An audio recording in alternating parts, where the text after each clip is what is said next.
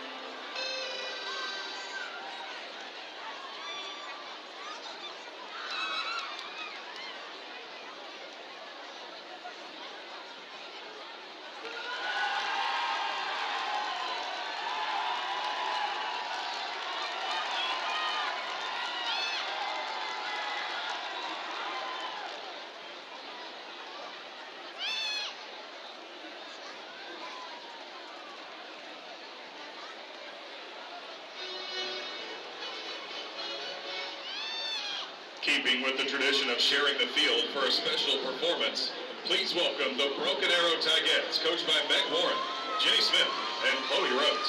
And your Union Varsity Pom Squad, coached by Brittany Frisky and Hope Hudspeth.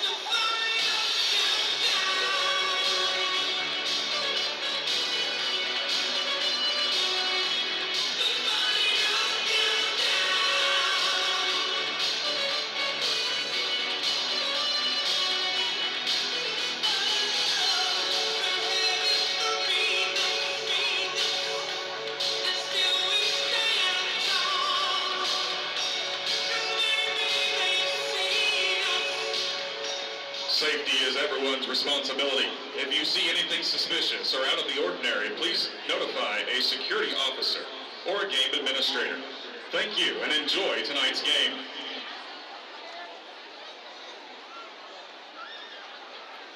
At this time, we ask that you please rise if you are able and remove your hats as members of the Union High School Air Force Junior ROTC present the colors and remain standing for the singing of our national anthem by Union Harmony Choir and the Union Jazz Choir under the direction of Union Choir Directors Scott Zintaper and Daniel Frericks.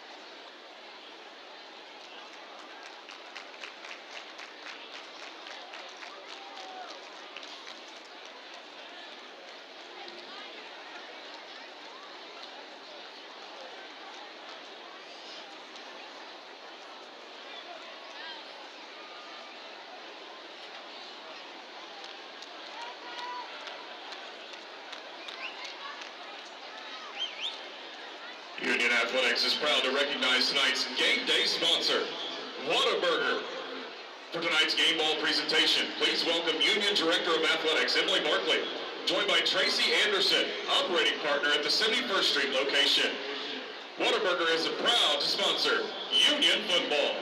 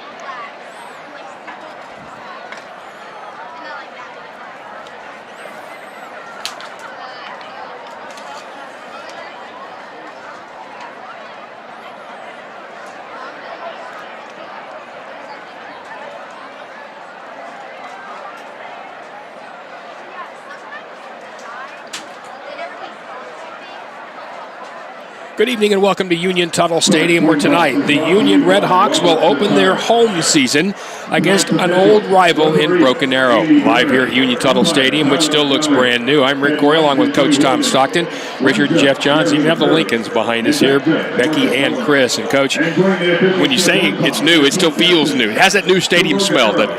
Yeah, it still does, and every time I come, it's just something's different about it. Right now the captains are on the field, same captains as last week. You're looking at Damar Neely, Lane Wood is out there, Gino Boyd, and Isaac Covington. And Broken Arrow coming off a loss, a 41-0 loss to Bentonville, as the toss is going to be made here. We'll get the officials' names here in a moment as well.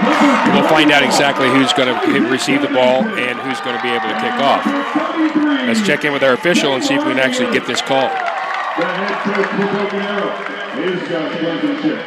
And in his 17th season. He's going to wait right now until the PA announcer is finished.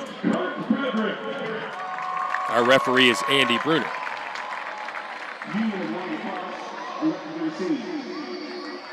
Union has won the toss. They have decided that they will receive. The rest of that officiating crew, the umpire is Tyler Montgomery, head linesman Jimmy Williams, the line judge Jeremy McCurley, and the back judge is Marcus Dolan.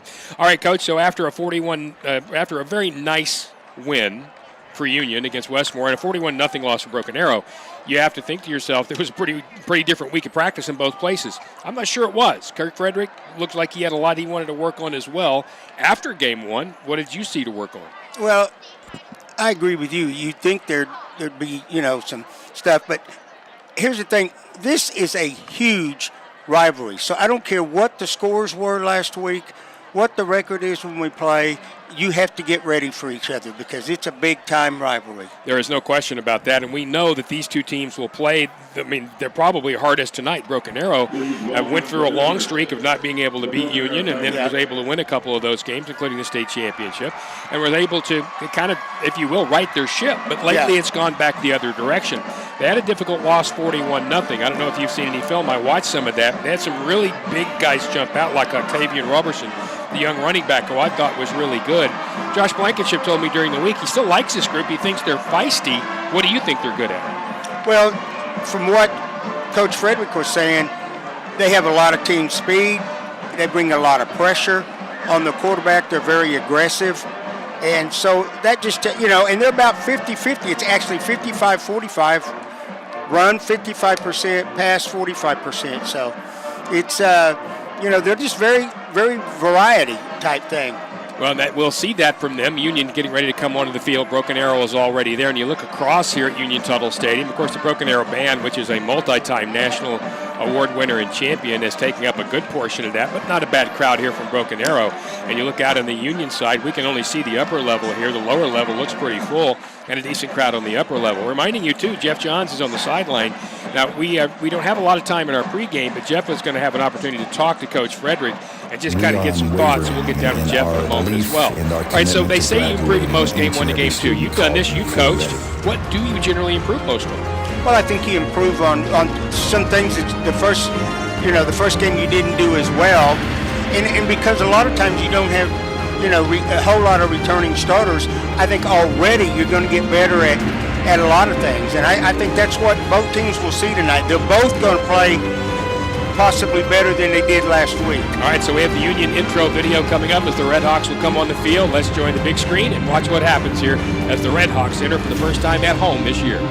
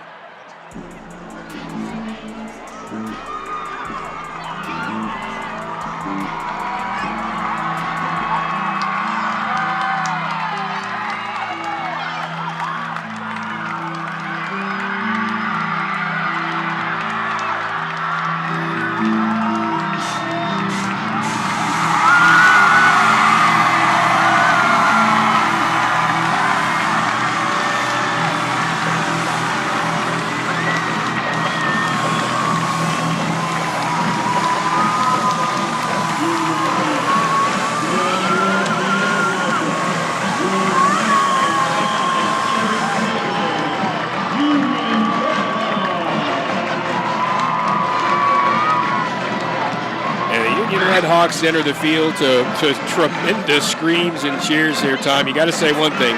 In Oklahoma 6A1 football, this ain't a scrimmage, brother. This is time to go play ball. That's right. And nobody enters it with any more excitement than they do.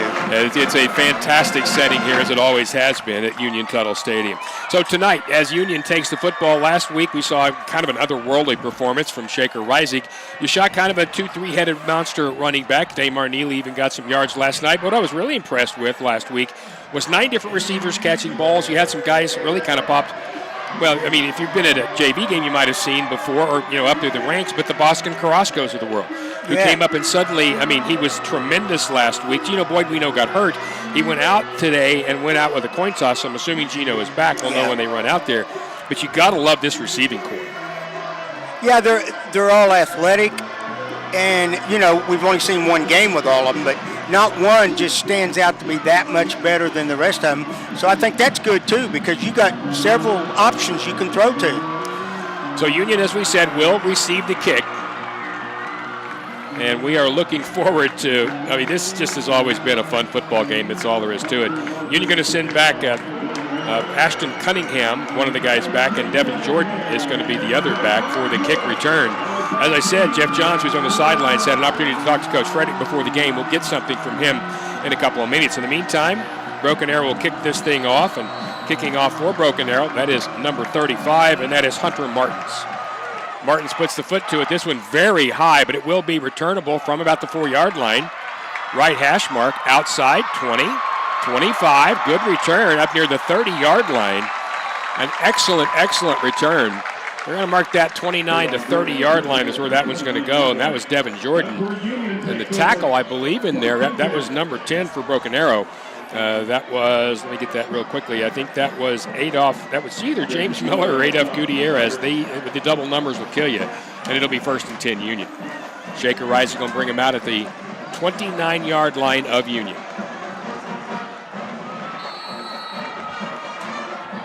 Two setbacks to his left. Rising with the snap, quick throw left side. That's complete to Carrasco at the 30, 35. Boston across the 40, and he launches himself up to around the 43 to 44-yard line. Quick tackle in there. That was Broken Arrow's Don Fryer who was able to make that tackle. But it's going to be a 1st down, though, for Boston Carrasco already. That's 13 yards, Tom. Yeah, and one of the things Coach Fred mentioned the other day was that they slant a lot, and they also bring a lot of pressure from the defensive line by slanting and twisting and all kinds of stuff. Carrasco in the backfield. The handoff is going to be straight up the middle to Schelling, and he's going to burst across midfield.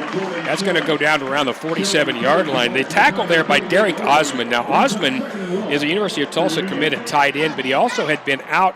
He plays linebacker as well. They expected him possibly to be back. We got word earlier he would be, and they certainly missed him in game 1, and they will miss Lane Condry the whole time. Their fine linebacker who was hurt in preseason. That's good for 9. It'll be 2nd and 1. Again, Carrasco is going to be lined up in the backfield with Rising. Also back there is Schelling. Ball now at the 47-yard line of Broken Arrow. Back is Rising. Throws quickly to the right side. Complete out there at midfield.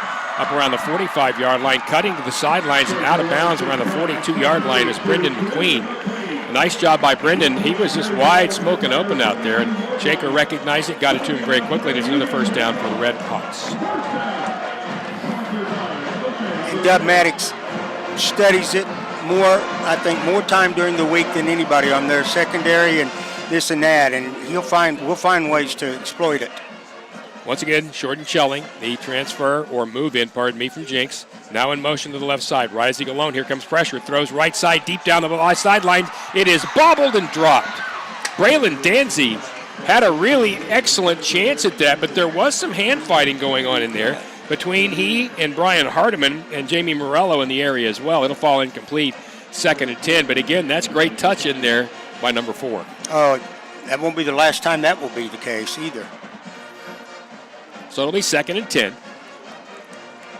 No score here in this first period. Union now in Broken Arrow territory at the 42-yard line. Motion from the tight end, Schelling to the left of Rising. Rising fakes, fires left side. This time Danzy makes the catch across the 40, and he'll go inside that to around the 37-yard line. Quick tackle on the inside there by Chadwick Stewart. And that'll be good for, I'm going to call it 4. We'll call this a 3rd down and 6. And the Union kicking game is, I don't want to say they're not quite sure yet, but at this point, you get a couple yards, I think they go for it. I believe you're right. 4 wide receivers to the right, 1 to the left. That's Danzig alone out there. Now Schelling will motion back into the backfield. Just below the split U. There's the snap. Hand to Schelling, and he made one nice move to the outside. Jumps inside that to the 30-yard line and down inside that to the 25. That was all Schelling. He made one miss early on, got a good block on the corner, and then got down to the inside. That's going to be good for another 8, and that's another 1st down. Tackle again by Chadwick Stewart. When you have a 3rd and 5, 3rd and 6, or whatever it was, you split 3 people out. It's almost like you're telling them we're going to pass the ball, and then they hand it and run. And you do it backside, too, which makes a huge difference. Yes. McQueen goes wide to the right. Gino Boyd is out there with him. Again, Carrasco in the backfield, along with Shaker Rising. Handoff on the inside.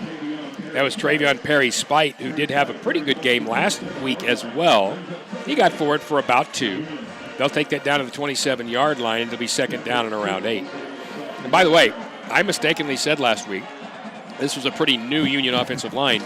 There are some starters mixed in from last year. My intent was to overall say there are some new faces. Yes. And I should have said it that way, so my apologies. 2nd down and 8 for the Red Hawks, now at the 27-yard line of Broken Arrow. No score yet. Rising rolls right, hands back to Perry-Spite. Got a little bit of a hole and pushed forward across the 25, down around the 24-yard line. And he actually did a nice job of that little cutback to get down there. Once again, it was Chadwick Stewart, who's made around 4 tackles already. So that didn't get him much, but we're going to call it 3rd down and 5, right at the 25-yard line. They really need it's a long 5. Yeah. They'll need about the 19.5 for a 1st down. 8:07 to go here, first period, and no score. I think it's 2 down territory also. McQueen Danzy, Gino Boyd, all wide right. Good to see Gino out there. Tight end left, and now Perry Spite will go left as well. In the backfield alone is Rising. 4 down, and here comes Broken Arrow from the outside. Quick throw, and that ball is incomplete. That one had to be quick because the Broken Arrow brought one more than Union could block, and Shaker Rising knew it. The ball was a little bit high. Gino not able to bring it in, and it'll be 4th down and just over 5. And, quite honestly, Gino didn't completely sell out for that, and I don't blame him because his ribs would have been just candy for a strong safety right there. So that was really a pretty good, hey, let's save this for later in the year kind of thing. So the 25, just outside the 25 of Broken Arrow. Union will need just about the 19.5. 4 receivers to either side. Perry Spite to the right now of Shaker. Rising in the shotgun. There's the snap. Here comes the pressure. Throws fade left side, and that ball is tipped out of bounds. Brendan McQueen. Brendan was in position, but that ball just tailed a little to the out of bounds area, and it was tipped over there anyway. 3 people in coverage over there for Broken Arrow, including Jamie Morello. And Union will be turned away on the 4th down play. It'll be 1st down for the Tigers. And quite honestly, if you're Broken Arrow, you give up a couple of 1st downs. Hey, look, all you wanted to do is keep them out of the end zone. That's keep right. them off the board. You did it. Yep, 0 on the scoreboard. So the first time to see this Broken Arrow offense, Cooper Bates was really very good last week. And the offense overall they put together 326 total yards. The problem is Bentonville put together a little more than that. They put together about, 423. So 1st and 10 now for Broken Arrow. They have used a bevy of running backs. At this point, Bates will be alone in the shotgun. Now there's motion back. He's going to toss hand the ball inside. That's to Caleb Barnett. He's got room left side. Barnett showing some speed across the 30. Nice run by Barnett. He was shoved out of bounds there by Isaac Covington and J.T. Frederick over there as well. But that's a really good 9-yard gain by a guy, Caleb Barnett, who had 3 carries for 42 yards last week. And he's very fast. There is no question he's got some explosion. And Cooper Bates is not a little guy. Now, he only had 1 net rushing yard last week because he had losses, but Bates is a 5'11", 190-pounder. He's good size himself. Bates in the shotgun. Throws quickly left side. Ball caught, and that's, then dropped. I don't know if they're going to call it a catch. They will, I think, call it a catch. It was caught and then dropped after the hit by Trayshawn Jones-Wade, and there's a flag down as well. Now, they're going to call that a catch and a 1st down around the 38-yard line. And I do think Tommy might have made that catch and then stepped out before he dropped it. The question is, what's the flag? Motion. I think I just heard him say. And our referee mic is not functioning, so we will have to just tell you as these things happen. But as you heard Coach say, that's a motion penalty, so that'll bring back a 1st down for Broken Arrow. That'll mark the ball back at the 29-yard line, and they'll have 2nd down and around 6. In Broken Arrow, we'll use a lot of running backs. Just a kind of a bevy of guys in there. You've heard of the 3-4-headed monster. In this case, it's at least that many. 2 short slots in front of Cooper Bates. Now there's shifting in motion. Octavian Robert, who had a very good game, is one of the guys back there. Handoff to Robert left side. He's got a hole. Here he goes. 40, 45, 50. It's a foot race, and I think he's going to go all the way. 20, 15, 10, 5, touchdown. Octavian Robert took an inside handoff and went 71 yards. He was touched at the end. Give credit for actually getting after him. Ashton Cunningham had a shot and actually touched him. Not able to bring him down, and it's 6-0 Broken Arrow. Robert last week, Tom, had 8 carries for 77 yards. He had a catch for 20 yards. He's only a freshman. Yeah. Showed great explosion right there in the touchdown run. And great speed. Not only explosion, speed. He was relieving them the whole time. Hunter Martin's on for the extra point. Broken Arrow will try to make it 7-0. And flags again. Seemed to be a little moving up front by both teams. Samuel Torelli is your deep snapper. Your holder is Keaton Johnson. Once again, it will be a procedure penalty against Broken Arrow, and that will back them up. So they will try this extra point from a little further away. They'll put the tee down, it looks like, right around the 16-yard line for about a 26-yard attempt by Hunter Martin for the extra point. Martin shakes the head. There's the snap. It was low. Good hold. That ball has a ton of height, and it's good. So with only 6:48 to go here in this first period, Broken Arrow with first blood. Tigers lead 7-0. Back with more. This is Union Football on the Union Sports Network.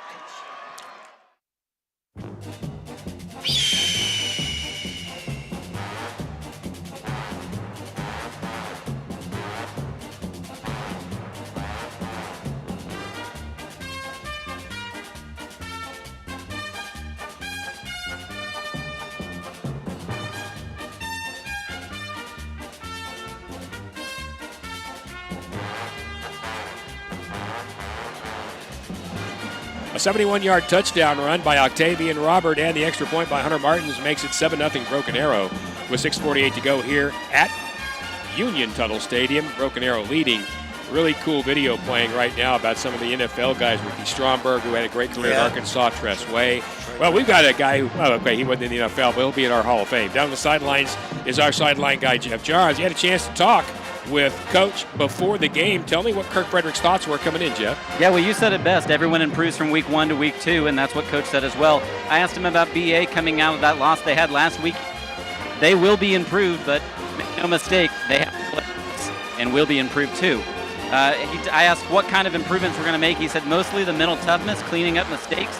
The new kids are putting in some work, those move-ins that we've had, but we have a lot of returning starters who are putting in some great minutes. He believes they can put together a full game tonight. Well, let's hope so. Right now it's 7-0 Broken Arrow. Hunter Martin set to kick off again to Ashton Cunningham and Devin Jordan. Again, a very, very high kick. This will be Jordan at around the 7-yard line. Again, right side, going to cut outside of the 20. Got some room, 30, 35. Not quite able to get too far across at around the 37, 38-yard line. That was a nice open field tackle by I think that was, for a second, that was Julian Lasky instead. That was Chauncey Standiford. That's a 28-yard return. It'll be 1st and 10 for the Redhawks. And certainly not panic time. You saw the University of Tulsa drop behind quickly last night at 7-0 and ended up winning by a pretty comfortable 42-7 score. So no panic in here. Schelling will come out as a running back. Carrasco will line up in the backfield too. 1st and 10 Union at their own 37-yard line. Shaker Reisig with 3 receivers. Shaker fakes, fires middle of the field, caught by Gino Boyd. Gino right at midfield. He got dragged backwards just a little. That's good for 11 yards and a 1st down. Tackle over the middle. There were several people. Cole Lamont is going to get credit for that one, I believe, though, and it'll be 1st and 10 Redhawks. And again, it's that release. Shaker Reisig, from the moment he decides until that ball is delivered, is milliseconds. Yes. So the ball just inside the red portion of the split U, right at the 47-yard line, 1st and 10 Redhawks. Schelling set behind Reisig this time. Shaker hands left side. Schelling forces his way forward and just plows across midfield. Bunch of Broken Arrow Tigers jumped in there at the end. If you look at the bottom of that pile, that is Carter Archer, who got up off the bottom. Gain of 4. We'll call it 2nd down and 6. And, Tom, the running game, you don't have to be incredible. You just have to be efficient. Yeah, efficient and make them respect the running game to where they have to worry about that on defense. And Schelling's a guy who can wear you down. He did it at Jinx, and he can do it here. So it's 2nd down and 4 now in Broken Arrow territory. Union is at their 48-yard line. Reisig with Schelling behind him. Quick throw to the right side. Gino Boyd has that. Gino makes a move to the 45 and gets down around the 40-yard line. Forced out of bounds by Gatlin Farrell. And that's going to be another 1st down. Let's see exactly where they mark that. I think they're going to mark it a little closer to the 39-yard line of Broken Arrow. And one of the things Coach Fred emphasized, and I said it earlier, they have a lot of team speed, and you can see that because we throw it out there, and in a lot of teams we play, when somebody catches it out there in the opening net, they might go, but Broken Arrow's just, they're fast. They're running well. At the 39 of Broken Arrow, trailing 7-0, 1st and 10 Redhawks. Reisig looks to be changing the play with Schelling next to him. Fakes to Schelling, throws again to Gino left side. Gino jumps outside the 30-yard line. He's brought down from behind. He's going to get down to around the 22-yard line, I believe it is. Zedekiah Chapman is the guy who made the play, but again, not before another Red Hawk 1st down, that one for 17 yards. And you saw him change the play. Shaker saw what was coming. The exact same play to Gino, but to the opposite side. Well, I tell you, the communication and the thinking that he and Coach Maddox have, is almost like it's one brain instead of two. They're really in touch. 9 on the play clock here. I think the Union's going to probably end up having to call a timeout. Now down to 4 on the play clock, and I don't think they're going to get this thing off. Yep, and a timeout is called right before that clock went to 0. Yeah. So Union calls a timeout. We'll keep it here, though, as of right now, as the Redhawks trail 7-0, but have a 1st and 10 now at the 23-yard line. And, when we talk about no panic, we saw no panic last night from the Tulsa team that came back. Even though you have some guys like Carrasco are kind of first-time starters, he's had some time, but not much. You still had, some guys out there like Gino as well. The key is your quarterback's not a guy who's ever going to panic, and that's really good for you. Yeah, that's an understatement. That somebody like that to lead the team is exactly what separates some teams from a lot of others is the leadership of the quarterback on the offensive side. I believe I am looking at Coach Kevin Wilson down there. Coaches can be on the road or can be, at local games. I'm pretty sure that's Coach Wilson down there around the 27-yard line watching both these football teams. And, there are commits. Tulsa has a commit on the Broken Arrow side. And they've had several Union players going to TU as of late. As a matter of fact, Coach Wilson's done a really good job of reestablishing some high school contact around here, hasn't he, Tom? Yes, he has. And that's one of the things I heard Coach Fred talk about. And I talked to Grayson Tempest's dad, Tony, and he said the same thing. The guy is very into the local football teams. All right, 1st and 10 for Union now at around the 23-yard line of Broken Arrow. Fake by Reisig, back to throw. He's going to have to, he goes to the middle, got a man wide open, and that's just a little out of the reach of Gino Boyd. Broken Arrow busted a coverage there. The closest person to him was Austin Brown, and that was uncharacteristically just a little out front of Gino. I think he had to go over a linebacker and probably beside one of the safeties as well, but that's a missed opportunity, and it'll be 2nd and 10. Yeah. They can't all be perfect. No, and I don't think it changes what we're going to do offensively. It's second, we're going to do the same thing we were going to do in 2nd down anyway. 2nd and 10, Tavion Perry-Spite, now the running back. Hand off to him up the middle. He's got a little room. He's going to go down inside the 20-yard line. That's a nice run by Spite. He was hit a little sooner, but he was able to push his way down to the inside tackle in there once again by Derek Osmond, who is the Tulsa commit. Young man who plays tight end and he plays defense, and he plays it pretty fanatically too, and you can tell tonight he's already had a couple of stops. So that's good for 4. We're going to call it 3rd down and 6. The ball's going to be marked right about the 19. If they crease the 13, they'll have the 1st down. 4.5 to play, 1st period, Union trailing 7-0. Play clock hasn't even started yet. Now they've marked it to start. So Union had plenty of time. So a big 3rd down play here. Carrasco, McQueen, Danzy all wide right. Tight end left side. Shaker backs up in the shotgun. Schelling to his right. Hand off to Schelling. He's got room. Schelling inside the 15, and he's going to be very close. I think, Tom, he's going to be about a yard short. Yeah, that's what the referee's showing over there on the other side. Yeah, taken down around the 14-yard line. That was a nice stop in there. He had Archer in there, among others, to help make that stop. And it's going to be 4th down. I think John Brohl was also in there. And Union's going to quickly come to the line of scrimmage, needing a yard. Reisig was shelled to his right in the shotgun. They're going to direct snap it to Schelling. He goes straight forward, and he has the 1st down. Shaker pretended as though the ball went over his head, jumped up in the air. Schelling takes the direct snap, and he pushes forward to around the 12-yard line. The entire middle of that defense made the stop, but not until the Redhawks had a 1st down. 1st and 10, Union at the 12 of Broken Arrow now. That's they get a nice little trickery there. Oh, yeah. I'm not sure it fooled a lot of people, but it doesn't matter. Fool one guy, you make it easier. Hey, fool enough to get a 1st down. Gino Boyd goes wide right. McQueen to the left along with Carrasco. Schelling still the running back. Shaker. Now he snaps it.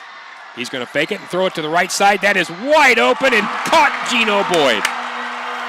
He threw that fade far and away as he could, away from Gatlin Farrell. Farrell had his hips the wrong way, tried to flip around and had no chance. Gino Boyd makes the touchdown catch, 12-yard pass, and it's 7-6. And as soon as they came out of the the huddle and came out there, and he was out there one-on-one with that guy, I thought they're going to they're going to take advantage of this. Miles Davis had been kicking, and instead, unless they have changed Miles' number, that is Jake Scarborough. That is Jake, and he puts it through. We'll keep it here as it's a 7-7 tie, Union and Broken Arrow now. Let's get down to the field and Jeff Johns. Jeff? Yeah, on that play, you saw Gino Boyd one-on-one, like Coach was saying. And one of the things that we saw was they brought that safety on a blitz, and they were almost coming in a zero coverage, just leaving that man-on-man. And that's going to leave a lot of opportunities for Union wide receivers. And what the great thing about that, too, as you watch, is that Shaker is smart enough to know to throw him open. So he threw that ball, really was going to be over Gino's outside shoulder, but Gino had enough room. He didn't have to turn around. No. He was able to just trot out there and make the catch. And it's 7-7. And the cornerback kind of fell because I think he was trying to reverse his foot. He was. He was trying to flip his hips back around because he could not quite get it done. So the drive is 9 plays, 63 yards, takes 3 minutes and 40 seconds. It's a 12-yard pass from Shaker to Gino Boyd. The extra point good by Scarborough, and we're tied at 7-7. And again, we talked about not panicking. You saw none of that, and you're back to even. And if you talk about momentum in this series, it does swing pretty wildly back from one side of the stadium to the other. And Broken Arrow brought a nice crowd. They brought their band. It's going to be loud here tonight at Union Tuttle. Now you look over there and you look at the size of their band and then the size of ours, and it's like 2 times as many. Well, there are more people here in the 2 band uniforms tonight than some colleges will have in the stadium. Yeah. And this is a big, big crowd. Back for Broken Arrow, 2 players. Caleb Barnett is one of those. The other, Deshaun Caldwell. Caldwell looks like he'll make that catch around the 10, and here he comes to the 15 to the 20. And he is spilled there with a very, very nice tackle. And then, oh, boy, he got away with a little push there. That was a really nice tackle by Ashton Fowler. But he got up and he kind of shoved the return man, and I don't think anybody saw it, and he got away with it, which is really good for Union. It'll be 1st and 10 Broken Arrow at their own 22-yard line. And I would expect him to hand that ball to number 0 again. Yeah. Octavian Robert has 1 touch, and he went 71 yards for a touchdown with it. Under 3 minutes to go now in this first period. Pretty quick first period here at Union Tuttle on a really nice Friday night. Of course, we can say that. We have air conditioning behind us. Cooper Bates brings them back to the line of scrimmage. They're going to fake the handoff and toss that left side to Barnett. Barnett at the 22-yard line is wrapped up very quickly. That is great reaction by Union. One of the guys there, once again, was Ashton Fowler, but he had help in there by Ashton Cunningham, and Cunningham can run too. So that's a gain of maybe yard and a half. I think that's a really nice defensive play right there. It'll be 2nd down, and we'll call it 9 for the Tigers.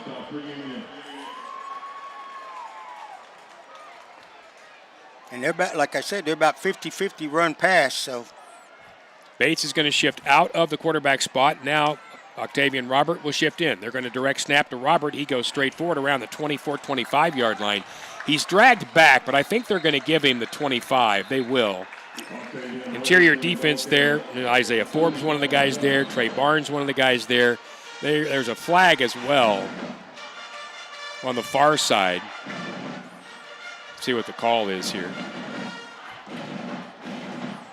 Your referee here is Andy Bruner, and he is walking towards Coach Frederick. Going to have an illegal shift here against Broken Arrow. And they will turn that down, I believe. No, they're going to take it. So that'll back the ball up, and it'll be a 2nd down again. But 2nd and 14 to 15. So that'll move it back to around the 18-yard line. I kind of thought, now they moved it back, which is I thought what they would do, take the 3rd and 8. Yes. And that's what they're doing. The officials now have it worked out. It's going to be 3rd, and we'll call it 7. Ball's the 25. They need the 32. Cooper Bates, who in the uniform, I got to tell you, he looks bigger than 190. It's a good-looking quarterback now. He's a guy who looks really solid.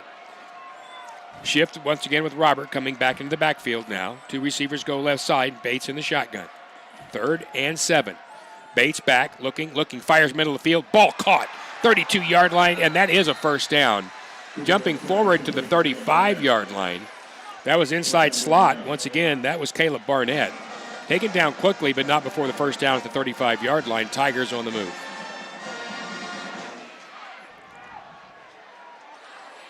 You know, got Richard Johns up in the booth. Jeff's down there. Jeff's getting closer and closer to Coach Wilson, Richard. I think he's trying to get recruited. Tell him we said hello. 1st and 10, Tigers at the 35. Bates going to fake the handoff and take it himself off the left side. Nice play by Bates. Got around the 40, 41-yard line. Tackle out there by J.T. Frederick. But a nice play. They're going to give him 6. We're going to call it 2nd and 4. Ball at the 41-yard line. It's 7-7. Minute 20 and counting to go here in this first period. So let's say if Jeff was going to tell Coach what he plays, what would he say, Richard? Left out, his father says. 2nd and 4. It's a tough crowd, folks. Handoff up the middle. Once again, here goes Broken Arrow. Octavian Robert forward across the 45, 47-yard line. He's tripped up there by Ashton Fowler, but another good first down gain. And the Broken Arrow Tigers, who were shut out last week, but again, put together over 300 yards of total offense, moving the football now. 1st and 10 at their own 47. And I think they've decided that the best way, you throw it, yes, but the best way would be to just run it up the middle. Don't try to outrun them. Once again, Broken Arrow with many shifts. Robert shifts back into the backfield again. Quick throw right side, and that ball is, I think, caught. Nope. No, they're going to say incomplete. It was a really nice effort down there by Keaton Johnson. He went low to get it. Wouldn't have gotten much. Ashton Cunningham was there, and he had to go down to get the ball to begin with. This will be incomplete in 2nd and 10. Cooper Bates just a little low on that throw. Should have one more play here. There's 26, 25, 24 on the play clock. There's about 6 seconds between the play and game clock here in this first period. A really fast first period. This game started at 7. It's only 7:33 here when it comes to real time. 12 on the play clock. Here comes Broken Arrow. Bates now gets motion. Going to fake inside, and Bates himself will keep it. He breaks across the midfield mark. Still on his feet, and Bates is being gang tackled there. Got about 4 Union helmets on him. Several people off the bottom of that pile. Tucker Cook is one of those. And that'll do, almost ends that first quarter. They're going to actually still have 22 on the game clock, so they may get one more play off. Got about 4. We're going to call it 3rd and 6. Ball's at the 40. And we're going to call it the 48-yard line, slightly more to Union. They're going to need the 42, so it's going to be 3rd and just over 6. And I think Broken Arrow's going to let this go to 0 and into the quarter. So we will end quarter 1 here at Union Tuttle Stadium, home opener for the Red Hawks. It is 7-7, Union and Broken Arrow. Back with more on the Union Sports Network after this.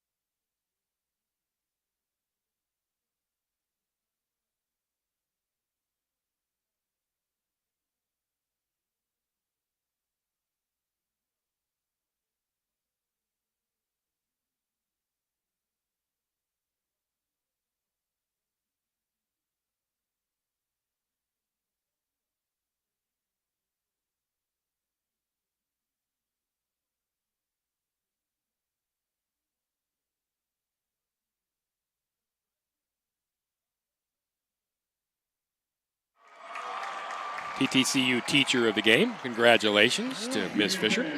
We're back here at Union Tuttle Stadium. Rick Corey, Coach Tom Stockton down on the field. Jeff Johns, Richard Johns, the Lincolns here in the booth. It's a cast of thousands. We begin the second period with Union and Broken Arrow tied at 6 apiece. Jeff Johns reports from the sideline that there are also scouts here tonight from Langston, Liberty, and OSU. Oh. So a pretty good group of scouts here tonight. We, as I mentioned, Coach Kevin Wilson is down on the sidelines from the University of Tulsa as well. Take a look at the first half stats. It's a pretty even ball game. Overall, when it comes to total yards in this game, 109 for Union, 110 for Broken Arrow. The big difference is where they've come from. Broken Arrow with 91 rushing yards, Union with 72 passing yards. So that's where most of it has come. It's time of possession, Tom, and that can be a very misleading stat.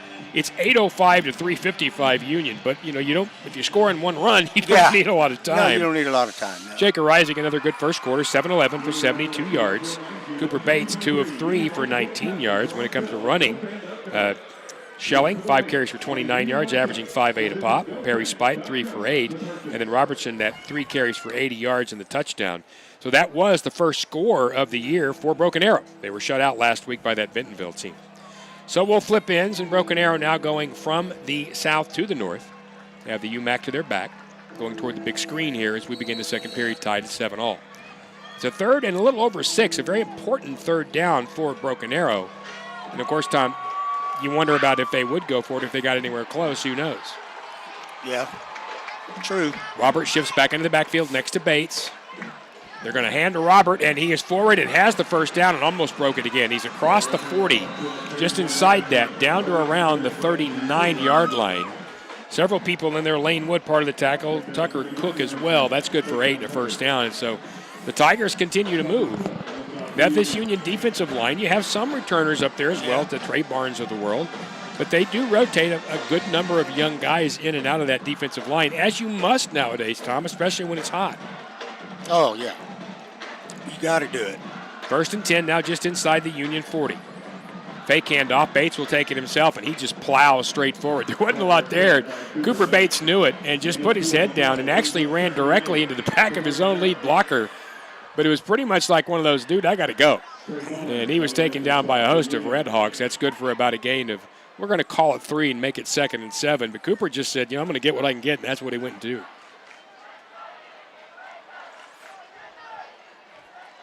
Nobody's in a hurry here. There's no hurry offense up right here. Again, Broken Arrow with big shifts. And again, Robert in the backfield. This time they will hand to him, and he is taken down. He's hit in the backfield. He was able to fight back close to the line of scrimmage. Isaac Covington was one of the first guys there. Another quick tackle in there by, I think that was Marcus Patterson, I believe. The double numbers, again, you've got defensive linemen Davian Pickens and Marcus Patterson, who both wear the 99. And fairly similar in build as well. At any rate, it's going to be 3rd down or about 7. A long 7. The ball's right at the 37-yard line of Union. They need a 29, so almost 8. And now a flag. And there's going to be a procedure penalty against Broken Arrow.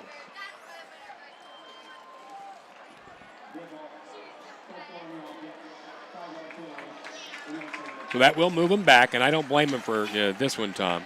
No. You want this one to move back. You're still going to have the down. So it's going to be 3rd down and closer to 14 now. The ball will be set back at the 42-yard line of Union, and they need the 29. So we're looking at 3rd and 13 now for Broken Arrow. Bates with a shift. Next to him now is Deshaun Caldwell. There's the snap. Fake. Bates fires it right side. Got a guy wide open. That's complete at the 25-yard line, down inside the 25 to around the 3. And wide open out there was number 19, Tayshawn Jones-Wade. That's good for 16 and a first down, and that I know will cause some consternation on the defensive side. Oh, yeah. Broken Arrow is going to move the football. A 7-7 game, under 10 minutes to go first half. Bates, again a quick throw, and this one's incomplete. Try to get it out quickly to Deshaun Caldwell. Threw that low, and that'll stop the clock, and everybody will have a chance to regroup, and Union will run in a whole group of defensive linemen again, making hockey-like line changes up front. And you have to, Broken Arrow had the one long drive, the one short drive because of the long run, and this has been a bit of a grinder right here, so you got to keep your guys fresh. 2nd and 10. Broken Arrow, very, very deliberate here. Once again, the 2 short slots. We'll see if they shift. It looks like Caldwell will come back, and he will, just to the left of Bates. Fake inside. Here comes pressure. Bates got out of it, and he's grounded the football. He threw it at the feet, though, of Caleb Barnett, and that was a smart play by Bates. Pressure came quickly. From the inside, Trey Barnes looked almost unblocked, and Bates spun out, realized he had nowhere to go, saw Barnett was not far away, and he just threw a worm burner right at his feet. That's smart football, Tom. Yes, it is. It'll be 3rd and 10, but that's a heads-up play by the Broken Arrow quarterback. And 13th play of the drive here. And the defense cannot give up big plays right here. They got to stop them here and see if they'll try to kick or run. Octavian Robert back in the game, shifts to the right of Bates. 3 receivers, 2 left side. They're going to hand to Robert, and he bounces outside the left side. He's got some room, but he's going to get dragged down to the outside. A fantastic tackle by Devin Jordan. If Jordan doesn't make that play, it's going to be a foot race to the first down line. Fantastic play by Devin, and that's going to bring up fourth down. Let's get down to the field very quickly to Jeff Johns. Well, we talked about those changes that the defensive line is making, and one thing that Dan Newman said last week and again this week, we want to win the cramp war. Our guys need to go down less. Yeah, that cramp war is an important thing, and last week only one set of cramps in that game. It was not for a Union player. Hunter Martins will come on to try the field goal. Martins was 0 of 2 last week, missed from 33 and 42. This is a try of some 45 yards, or 40 yards, pardon me. Low snap, there's the hold. Martins got it up, and it looks good from here, is it? It is. So Martins is now 1 for 3 on the season, and he makes good from 40 yards away, and Broken Arrow has the lead. 8:55 to go, first half here at Union Tuttle. It is Broken Arrow 10, Union 7. This is Union football on the Union Sports Network.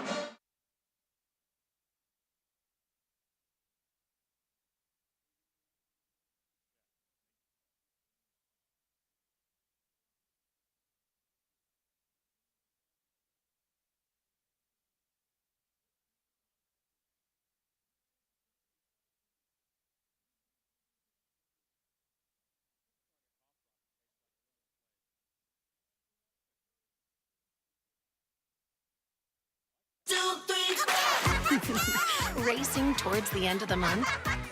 Ask about our early pay options.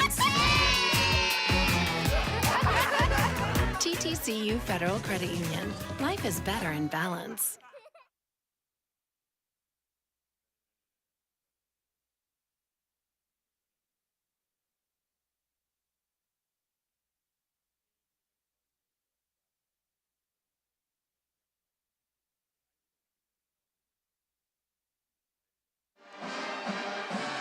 At Union Tuttle Stadium, where Broken Arrow leads Union 10-7. 8:55 to go here in this first half. Rick Corey with Tom Stockton, Jeff Johns on the field, Richard Johns here on stats, and the Lincolns behind us. So the Union defense able to escape a little bit, but nice job by Hunter Martin. He'd been 0 for 2 coming in, missing it from 42, but he knocked that one through at 40. And Tom, that young man gets some height on his kicks. That was high. Yes, it was. He is in to kick it away again.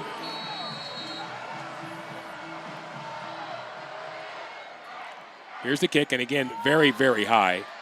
That one is hit, fumbled, and now picked up. Union will bring it back out. That's Ashton Cunningham, and he's going to go down at the 15-yard line. Cunningham had to go off his shoulder pad and was not able to gather it in the meantime. Nice tackle in there. Quickly downfield was Nathan Martin for Broken Arrow, and so it'll be 1st and 10, Redhawks at their own 15-yard line. And as long as you don't end up with a fumble, that's right. That's what you want. You certainly want to field it. I get that. Yeah. But as long as it's not a fumble, you're feeling all right about it. That Broken Arrow drive, 15 plays, 55 yards, took 6 minutes and 1 second before the 40-yard field goal by Hunter Martins, and that's exactly what they want. I think they just want to possess the ball, Tom, and keep Shaker on the sideline. Oh, he can't hurt you over here. He doesn't play defense, right, boys? Nope. 1st and 10 at the 15. Motion in the backfield. Handoff straight up the middle to Perry Spite. He's got a little bit of room. Gets across the 20 to 25-yard line. That's going to be good for a first down. Nice job, interior line blocking in there.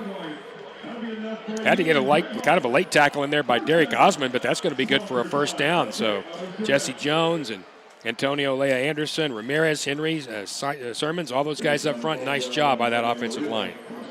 Who, again, by the way, not all new. No, not all new. That was my fault. So it'll be 1st and 10. Ball just across the 25-yard line. Again, Tavion Perry Spite. He's 5'6", but he's not easy to find in the crowd. Back of Shaker. Here comes pressure. Fires it over the middle. It's caught. 35-yard line. That's where he's going to go down, maybe the 36. And that was Brendan McQueen. And Brendan, once he made the catch, kind of started just to weave his way around on the inside there. Chadwick Stewart, Darrell Russell, several guys close to that, 11 yards and another first down. 2 plays, 2 first downs for the Redhawks. Tight end goes left side, 3 receivers. Once again, rising in the shotgun, operating this offense quickly. Fakes, throws inside, caught by Gino Boyd. Gino on the move, 45, across midfield. Boyd down to around the 48, maybe the 47-yard line. Jamie Murillo on the tackle, but another 16 yards, and Union is rolling. And now they're going to pace a little bit. Yeah. Quickly back to the line of scrimmage. When you've got a guy who's as veteran as the young man at quarterback, you can do that. 3 down line for Broken Arrow. Rising. Fakes, looks. Gonna fire deep. He's going for Gino Boyd. Gino had some room, and he dropped it, but there's a flag. Yep. And that clearly, well, if you're a Union fan, that's clearly interference in there by Deshaun Caldwell. Yes. There was a lot of hand fighting going on. Gino had a chance for that catch. They will call that pass interference. Yep. Now, again, there are two defensive backs who wear 8 for Broken Arrow. Caldwell and Chavez. That's one of them, is all I can tell you, folks. They're not terribly clear. And, I double numbers are hard enough. Yeah. Don't put them on the 2 defensive guys. For the love of God, don't do that, please.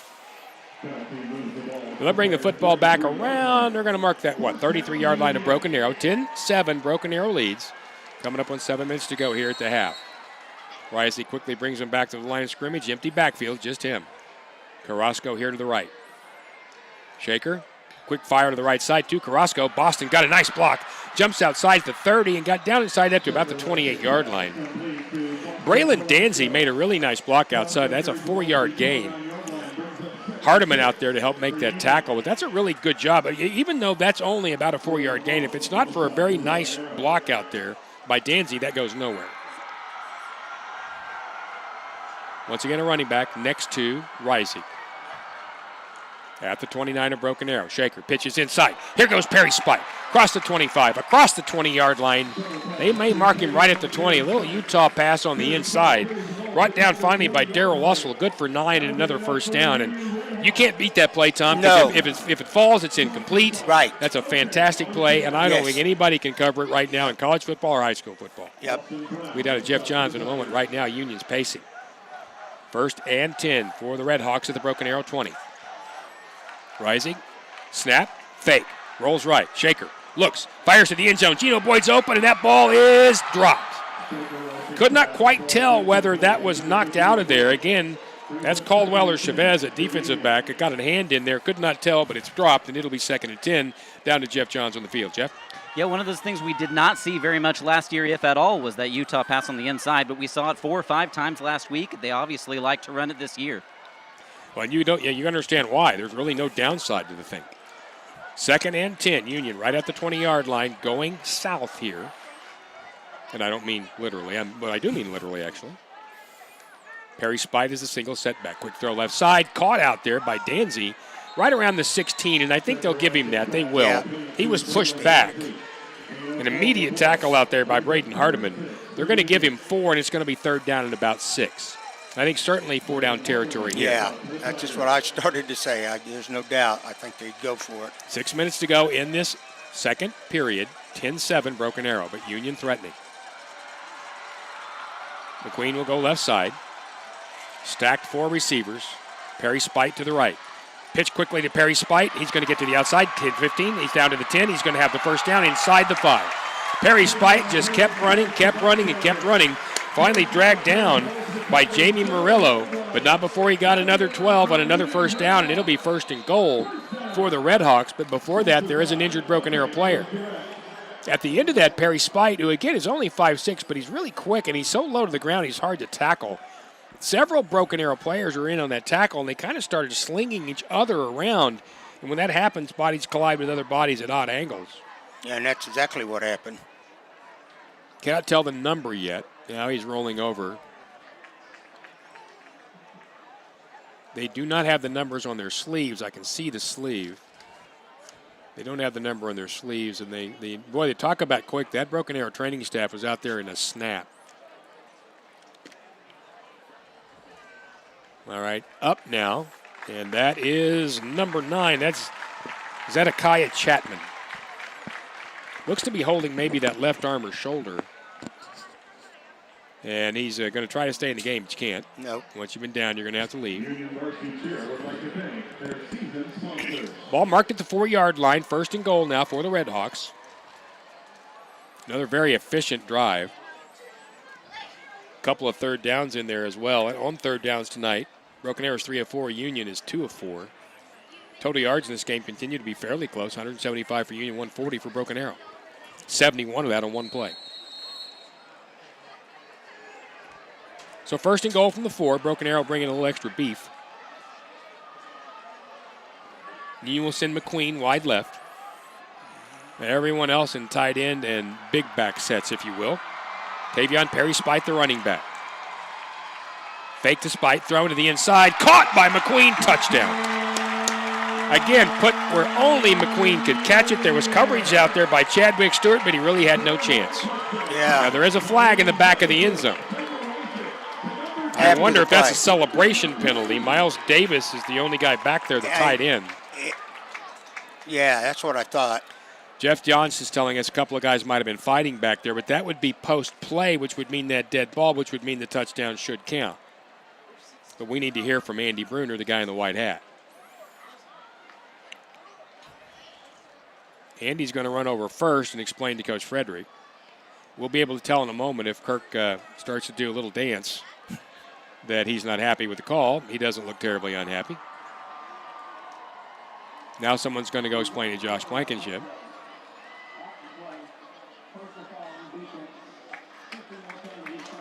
So there is a personal foul on the defense, but of course, as we said, that's after the play. That's a personal foul. The touchdown counts. So it is now 13-10 Union with the extra point upcoming. Oh, no, he says now he's changed it. It's fouls on the offense. Alrighty. So that will be assessed on the kickoff, but the touchdown still does count. Miles Davis will be on for the extra point. The man who just caught that ball, Brendan McQueen, will be out there to hold. Now Kirk is saying, hey, wait a minute. You just told me the other. The kick is up during all that, and it's good. 5:16 to go here in the first half. A little bit of excitement. 14-10. Union leads over Broken Arrow. Tigers will have it next here on the Union Sports Network.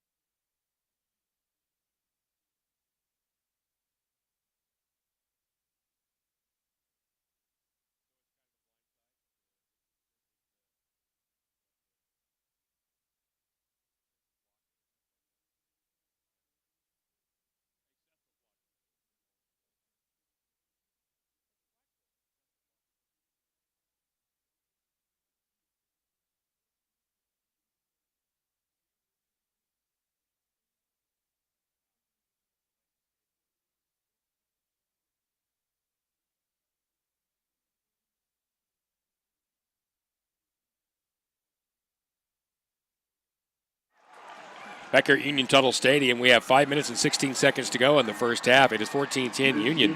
After a 9-play, 85-yard drive, took 3 minutes and 30 seconds. The 4-yard pass, Brandon McQueen from Shaker Rising, the extra point good, and we stand at 14-10. Rick Corey, Tom Stockton, Jeff Johns on the field, trying as best he can to attract the attention of every recruiter in the area. So far, no luck. Up here with us, Richard Johns and the Lincolns here, Becky and Chris as well. As I said, it's a cast of thousands, but they built us a nice booth so we can take it. Yes. Davis approaches to kick off. This ball is just going to be very short. It's going to be taken around the 45-yard line, just across midfield and into Union territory. Taken quickly. Now, Tayshawn Jones-Wade, very smart on his part. That's a very short kick. He grabbed that thing and made no hesitation. He just went upfield. So that's going to go to the 48-yard line of Union, and it went 5:12 to go here in this half. Yep. Already, Broken Arrow's in some position. And remember, too, Union took the ball.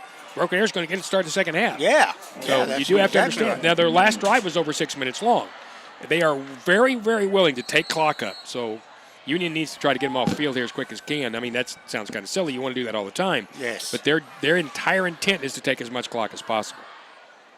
Cooper Bates with Octavian Robert, the young freshman who's already had one big score. Handoff to Roberts, and he got hit really in the hole, but spins forward. That young man, tall and lean, but he's a little bit tricky as well. Pulled forward for about 2 yards. Cook off the bottom of that pile. They're going to give him a couple. It'll be 2nd and 8. And Tom, he is tall and thin. He is 6'1", 175 pounds, but only a freshman with great speed. He's still hard to get an angle on, it looks. Yeah, it looks like it is. He's hard to bring down. Ball sitting just at the bottom of the black portion of the split U here at Union Tuttle, right around the 46-yard line of Union. We'll call it 2nd and 8. Some inside motion. Bates is going to keep it himself. He's got some room. Cooper is going to go up near the 40-yard line. He'll be short of the first down, but a nice hole opened up. He faked inside to Caleb Barnett, who had some pretty good yards on a similar play earlier.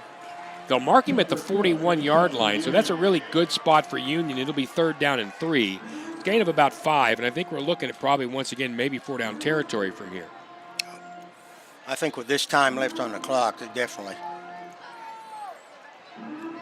2 receivers will go right, 1 left. Broken Arrow's going to break the huddle and run quickly to the line of scrimmage. Bates alone right now in the backfield. Now motion inside. Now motion back. Bates going to fake inside, get upfield himself, and he has the first down. Cooper still on his feet down to around the 30-yard line. Isaac Covington with the final tackle. They'll mark him at the 31. That's a gain of about 8, I think. No, it looks like more like 10. And really, there was a small hole at the line of scrimmage, Tom, but a very good job by Cooper Bates with vision and finding more. J.T. Frederick limping a little bit here. Thank you very much, Jeff Johns from the sidelines. Just keep an eye on number 2 here. Again, Broken Arrow is going to take as much of this play clock as they can. Once again, Robert will shift back in the backfield. Short slot left side next to Bates. Bates back to throw. Has time. Fires left side to the end zone, and that is overthrown. He's trying to go to Keaton Johnson down there, and really, yeah, that would have had to have been a Shaker Rising type perfect throw. Yeah. There was pretty good coverage back there by Damian Marshall. It falls incomplete. It'll be 2nd and 10. It will stop the clock with 3:13 to go here in this first half. A very, very fast-paced first half, Tom. Oh. And I mean, as far as clock time, we're not even to 8 o'clock. This game started at 7. And the other thing is they're taking their time. And then they're going to make sure, even if they don't go, it'll probably run most of the clock off, and then they get the ball to start the second half. Robert again moves into that running back slot. They'll hand off to him. He's got room. Robert across the 30. Here he goes. 25 and slides down. Damian Marshall gets credit for the tackle, but really he was just there when Octavian Robert hit the brakes and slid and fell.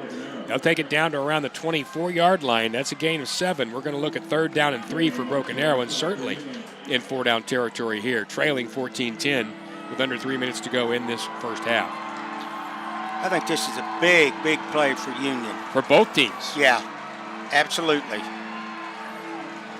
Robert will go wide right. Out there with him, Keaton Johnson. Alone in the backfield is Bates. He has run it by himself a lot. Barnett in motion. Cooper will keep it, goes to his left, and he's down right about the 20, and I think that's going to get him the first down. I think he's going to get inside the 20, actually. Tackle in there once again by Davion Pickens, but that is good for the first down, and with 2:23 in counting, Broken Arrow is moving. They trail it, though, 14-10.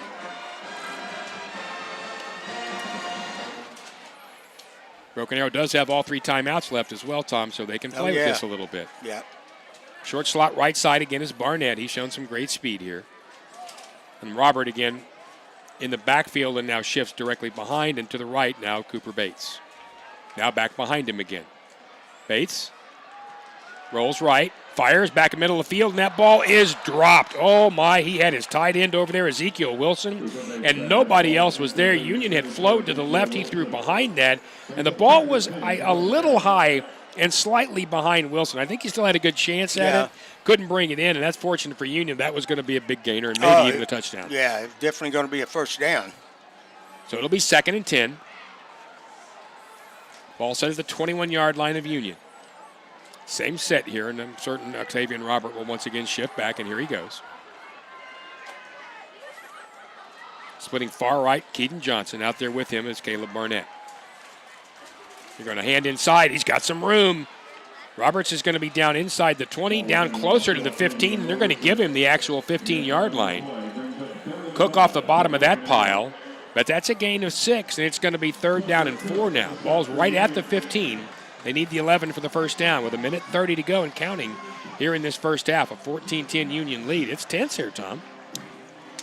And it looks like, exactly like you were saying, that Coach Blankenship's just going to, at the very worst, milk it down and maybe kick a field goal at the very worst. Bates again alone in the backfield. This time Robert is not there. Inside motion and back. They're going to toss that ball inside to Barnett. Barnett has some speed. Got to the 15. Pulls himself loose. Gets down inside that to the 10. Give credit to Caleb Barnett. He got hit several times. I mean, everybody had one shot at him. Ashton Fowler had a hand on him. He was finally dragged down on the inside by, I believe that was Lucian Krause. And that's going to bring up a second down. He didn't get a ton. We're going to that's going to give him a first down. Pardon me. It's going to be first and goal at the 10. Once again, Robert in the backfield, and I think there's going to be a timeout called, and there will, with 51 seconds to go. You got to give Barnett some credit right there. He's not a very big guy. Caleb Barnett's only about 5'8", 170. But much like Spite on the other side, he's short enough when he gets low. He's not only hard to get a hand on, he's just hard to stop. Yeah, how can you hit him? Where do you hit him? Let's get down to Jeff Johns. Jeff, I got a question for you. It's a typical Union Broken Arrow. You've been part of this as a band member and as a player. This is kind of one of those back and forth emotional games. What are you getting from the sideline? Yeah, it's a different energy than I'm used to seeing from Union at one of these type of games, but it's very businesslike, very methodical. They know what they're here to do, and there's not a whole lot of jumping up and down and not a lot of rah-rahs. They're just out there to take care of business. Well, I think that's set. I always say the personalities of teams are set by their head coach. Kirk Frederick is a calm guy, but you also have very calm leaders and senior guys like Lane Wood, guys like Shaker, who's not a senior but plays like one. Yeah. And you've got a lot of guys who, the Isaac Covingtons of the world, who've seen a lot of football, and they tend to be a little bit more grounded, if you will. So the ball's set right on the 10-yard line, which is the bad news for Broken Arrow. You've got a first and goal, but it's right from the 10. You can't get a first down. They've been efficient enough, though, with Octavian Robert. As a matter of fact, they're averaging 6.4 play. No, pardon me. They're averaging, about 5.5 a play. 7.1, pardon me. They're averaging 7.1 per play, so they can make it pop. Bates alone in the backfield. Here goes that motion. They're going to fake it. Here goes Cooper Bates. He's loose at the 5. He's inside that. Bates down to around the 3. Tackle in there by J.T. Frederick, and quickly Broken Arrow back to the line of scrimmage. 39 seconds and counting. They trail by 4, 14-10, but they're knocking at the door. Quick throw left side. That's again goes to the little guy, Barnett. He stuck his head down. Unfortunately, he ran right into several Union players, Damian Marshall and Ashton Fowler, and they shove him back into the 2-yard line. It'll be third down and goal and a timeout by Broken Arrow. That's a big play because when he caught that ball, he had blockers in front. Yeah. Plus, as we said, he's not a very big guy, but he's got a low center of gravity. But he got smacked pretty good in there by Ashton Fowler and Marshall, and they saved 6. So you're looking at third and goal for Broken Arrow from the 2. And here's what you have to ask yourself, Tom. They know they're going to get it to start the second half. Yep. If they don't get in here, no gain, even a 1-yarder, and you're at the 1, do you call that last time out and kick a field goal? Or do you just throw caution to the wind and say we're getting after it? What do you do? I'd probably go for it and not kick the field goal because like you say, they're going to get the ball to start the second half, but they also may take the approach, hey, we're within 1, and then a field goal would give you the lead. Yeah. But only by 2, which would mean another field goal could get ahead of you. Josh Blankenship, in his head coaching career here at Broken Arrow, not a guy who seems like he's going to be cautious. And I don't mean he's reckless, but I mean he looks like a guy who doesn't mind a gamble. So they're set. Here comes Broken Arrow back onto the field. Third down and goal from the 2. 27 seconds to go in the half, and Broken Arrow trailing 14-10. Bates, Octavian Robert is set in the backfield. Let's see if he shifts back, and he will. Wholesale shifting. Roberts to the right. Bates waits. There's the snap. Hand to Robert. Pushes forward, and he did not get there. He is stopped exactly as we said at the 1-yard line. Clock continues to go at 18 seconds to go and counting down. The entire middle of that Union defense makes the play, and here we go. Fourth and goal from the 1. Broken Arrow is going to let the clock run down and call a timeout. The only question is, what do they intend to do? I got to tell you, Tom, 3 seconds to go in the timeout. I think this is 50-50. I see both sides of it. The field goal gets you the lead. You think your guy's going to make it, but you never know. Kicking game can always be iffy. If you go for it here and you don't get it, do you go into the locker room kind of down because you had the chance? Points at least give you the opportunity. However, you want your team to know that you're going to coach aggressively. Yeah. There's part to that too. All right, Jeff Johns, you've been in this situation before as a player. What do you prefer? Well, personally, I would take the points, go in just down 1 against a very good Union team. But Josh Blankenship, like you've said, I played when he was a coach here, and he is very aggressive. He likes to gamble, and Coach Fredericks talked about before the game, watch for the trick plays. Right. You might see a fake field goal. Yeah, and I was going to bring that up, too, because Josh Duff has a history. That's how he beat his dad last year in the playoffs in a very emotional game, or 2 years ago in the playoffs in a very emotional game. And he does have those things up his sleeve. And from the 1 yard line, there's so many things you can do. You got a very, very big guy in Octavian Robert, or a very good running back. You got a big quarterback in Cooper Bates who can get it straight up the field. Really a lot of options here on 4th and goal from the 1. 3 seconds to go in the half. Broken Arrow trailing 14-10. They'll get it to start the second half. They're going to bring the offense back out with Cooper Bates. Well, I guess that answers our question. Well, this is a big play. I mean, goes without saying. I think everybody knows it. Again, Octavian Robert will be to the left and will shift more than likely behind Bates. Bates is going to run up under center. There's the snap. He pushes forward, and he did not get it. Nope. Union holds. Union holds, and the clock ticks to 0. The gamble did not pay off. The Broken Arrow staff is unhappy. You can't name a tackler because there were about 9. I know. They're saying. Now, the officials are gathering. Was there a timeout call? No, I think Andy Brunner. Now, Kirk Frederick is all the way out on the field. Did somebody signal touchdown? They just signaled touchdown. Holy cow, from back here. All right, Jeff Johns, you're down there. From back here, it looked like it's a half a yard short. What did you see? From my vantage point, just right on the line from it, he was at least half a yard, if not a full yard short of that. I'm telling you now, I only know what I'm looking at, and I'm looking from an angle. Kirk Frederick is unhappy, but this is not the kind of call you're going to get changed.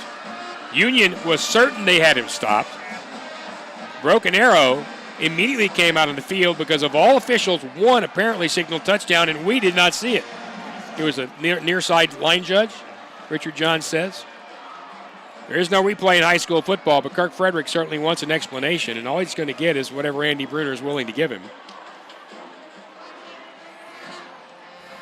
Hunter Martins will come on the extra point, so it's 16-14 Broken Arrow, and I apologize for the miscall, but it certainly looked for all the world like he was short. Yeah. Now again, we're way away from the play. Jeff Johns on the sidelines didn't believe it was close either.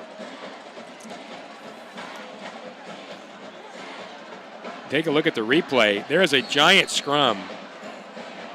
I don't think he ever got anywhere near the goal line. There's not a Union player whose feet were in the end zone.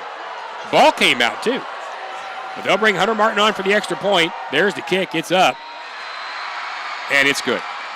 So we will go to the half, and for Broken Arrow, either a really, really gutsy call pays off or a really fortunate call by an official. I don't know which it's going to be. And the Tigers will lead at the half 17-14. Have a lot of halftime entertainment for you here tonight. You'll, of course, see the Union Marching Band, the Broken Arrow Marching Band. Much to see, the Union High Steppers, the Renegade Regiment. Many things, including other performances. We'll see that tonight, and we'll be back after that and get you into the second half. Broken Arrow 17, Union 14. Second half coming up. This is Union Football on the Union Sports Network.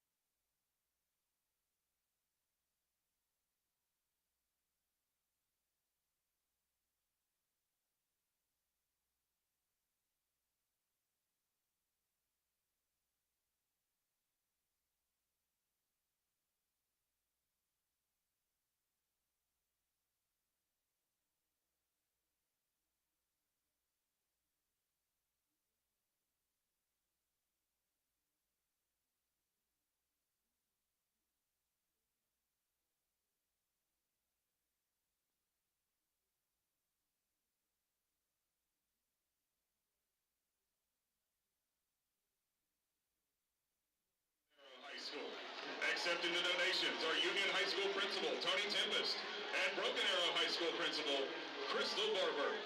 Both schools would like to thank the OERB for supporting our students. To show our appreciation, Mr. Tempest will present a game ball to Vice Rebecca McIntosh. Here tonight representing Oklahoma Oil and Natural Gas.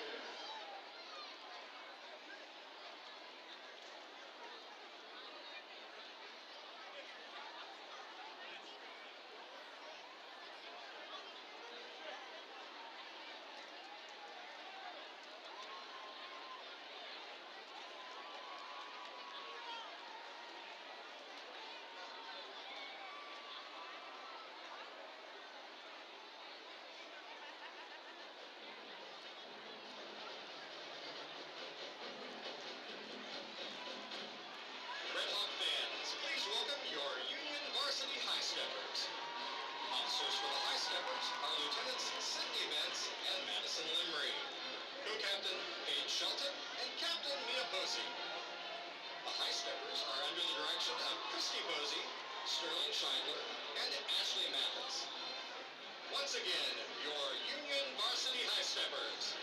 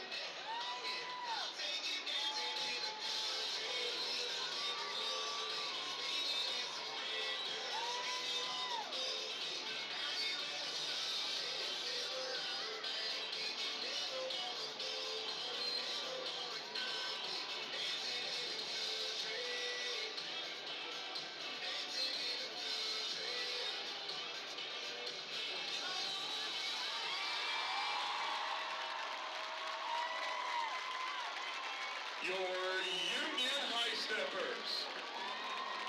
High Stepper of the Week is Michaela Williams.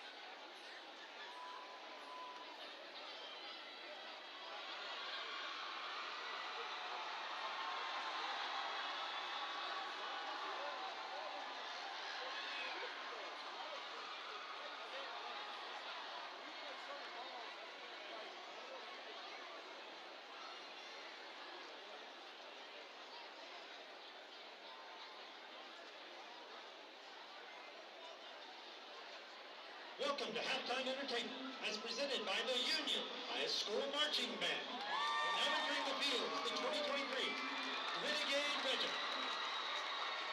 The Union High School Renegade Regiment is under the direction of Danny Cole and Charles Pissarro, with assistance from Matt Barnes, Garrett Dwyer, Adrian Gomez, Kylie Hubbard, Ashley McAllister, and Travis Smith. Further assistance is provided by staff members Aiden Means, Eliana Hall, Olivia Hall, Jaden Jackson, Bowen Caracas, Will McAllister, Cooper Spinks, Stephanie Sumrall, and Joe York.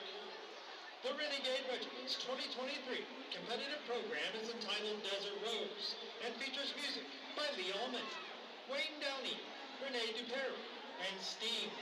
Tonight's performance features the first two segments of the program.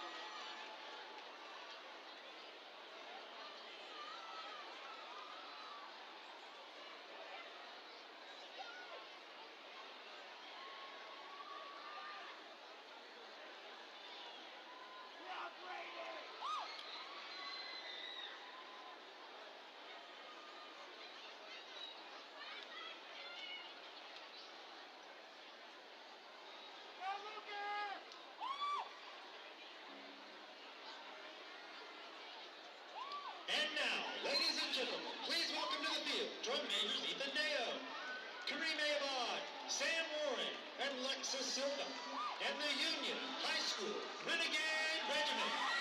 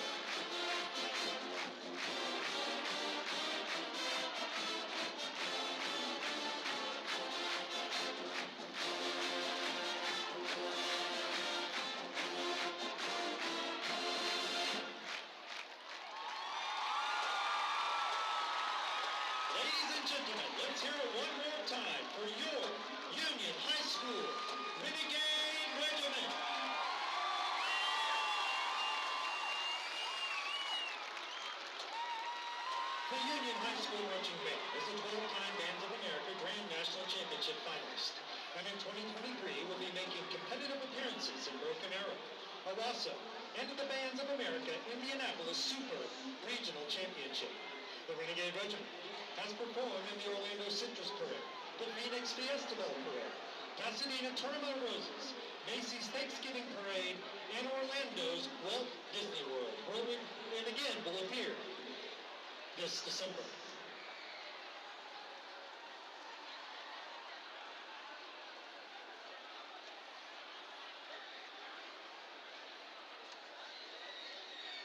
We're athletes. Coaches. And your child's high school athletic trainer. We're your friends and neighbors. And we make our home in green country. Like you, we run. And fish. Hike. And bike. We enjoy the mountains. and lakes. So we know how important Staying active is to you. staying active is to you. We're physicians. And therapists. Our groundbreaking treatments Are helping you heal faster. helping you heal faster. We're Advanced Orthopedics of Oklahoma. And we're the team physicians for more universities. More high schools And more club teams. than all other providers combined. We're focused on providing you Personalized orthopedic care. Personalized orthopedic care. Treating the area's best teams. And the athlete in all of us. and the athlete in all of us.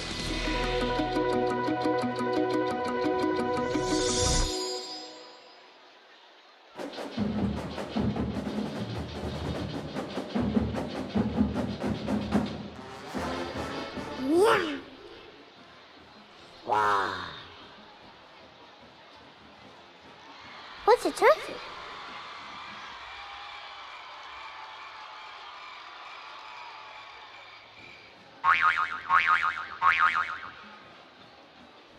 I don't know what a mill is.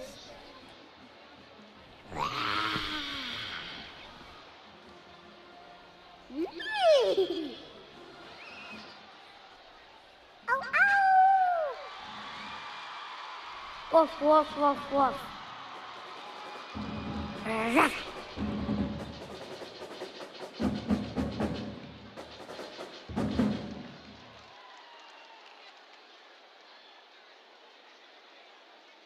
At Coldwell Banker Select, we have the group to meet your commercial real estate needs, the Select Commercial Group.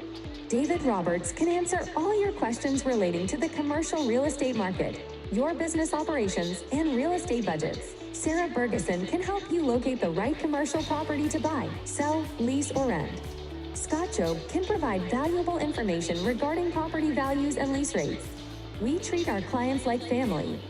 With properties located all over the state, call us at 918-695-6979. Coldwell Banker Select Commercial Group, proud sponsor of the Union High School Redhawks.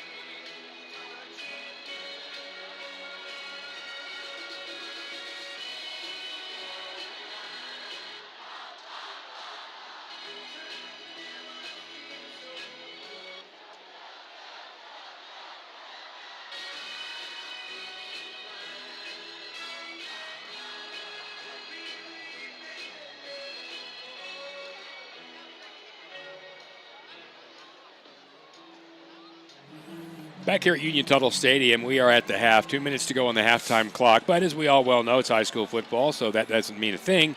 They'll put a couple of more minutes up in a second because the bands have cleared the field. The high steppers have cleared the field, but the teams haven't come back out. On the field, we have seen a fantastic 17-14 game. Broken Arrow leading. Controversial play to end the half as Broken Arrow had a 4th and goal from the 1. They try a sneak. A quick Cooper Bates runs under center. Try a sneak that looked like the ball was kept out of the end zone. As a matter of fact, in the shots you can see on the big screen, and again, we're in the middle of the field, actually a little closer to the UMAC than we are to that end of the field. That was the north end, Tom. I'm Rick Corey along with Tom Stockton here in the booth. Jeff Johns is on the field. You only saw about 3 Union players with their feet in the end zone, so it really looked like it was stopped. However, at the end of that play, I'm told the ball bounced out and that Broken Arrow's Caleb Barnett picked it up in the end zone. Now, I saw the ball roll free, but after a whistle. So I never saw the near line judge apparently called the touchdown. The official standing in the scrum never made a single move. But our friends down on the Broken Arrow broadcast, who I texted during this time or during this halftime, said that's what had happened. The ball came loose, and it was picked up by Caleb Barnett. Now, considering the scrum down there, A, how did the official see it come loose, and how did he know the momentum wasn't stopped? B, how did anybody see somebody in the end zone? Because I never saw, personally, a Broken Arrow player in the end zone. I don't know that there wasn't. No. I'm just saying from here it was hard to see. Our guy, Jeff Johns, was there. Jeff didn't see that either. I've actually had some texts from people watching at home. Of course, you got Andy Irwin and the UView crew who's taking care of this for you tonight on the Union Sports Network, and who said the same thing. Now, either way, call's a call. Kirk Frederick didn't like it. He's not going to. But Broken Arrow has the lead 17-14, and they come out to start the second half. Now, Tom, we'll get to stats in a second. Let's talk about psychological effect here. For Broken Arrow, it's a great – I mean, they ran off the field like they just won the game. Yes. So you know they're excited. That's great. You take that in the locker room. Your Union, I think you might take a little agitated in the locker room. Yes. What do you think comes of this? Well, I think just exactly what you said. I think Broken Arrow's fired up in it, but I think Union is very upset about it, and they can't let it impact the way that they react to plays in that, but they may just put their mindset to the point of, hey, this isn't happening again. They're not going to get close enough to get in the end zone. They've got to change it.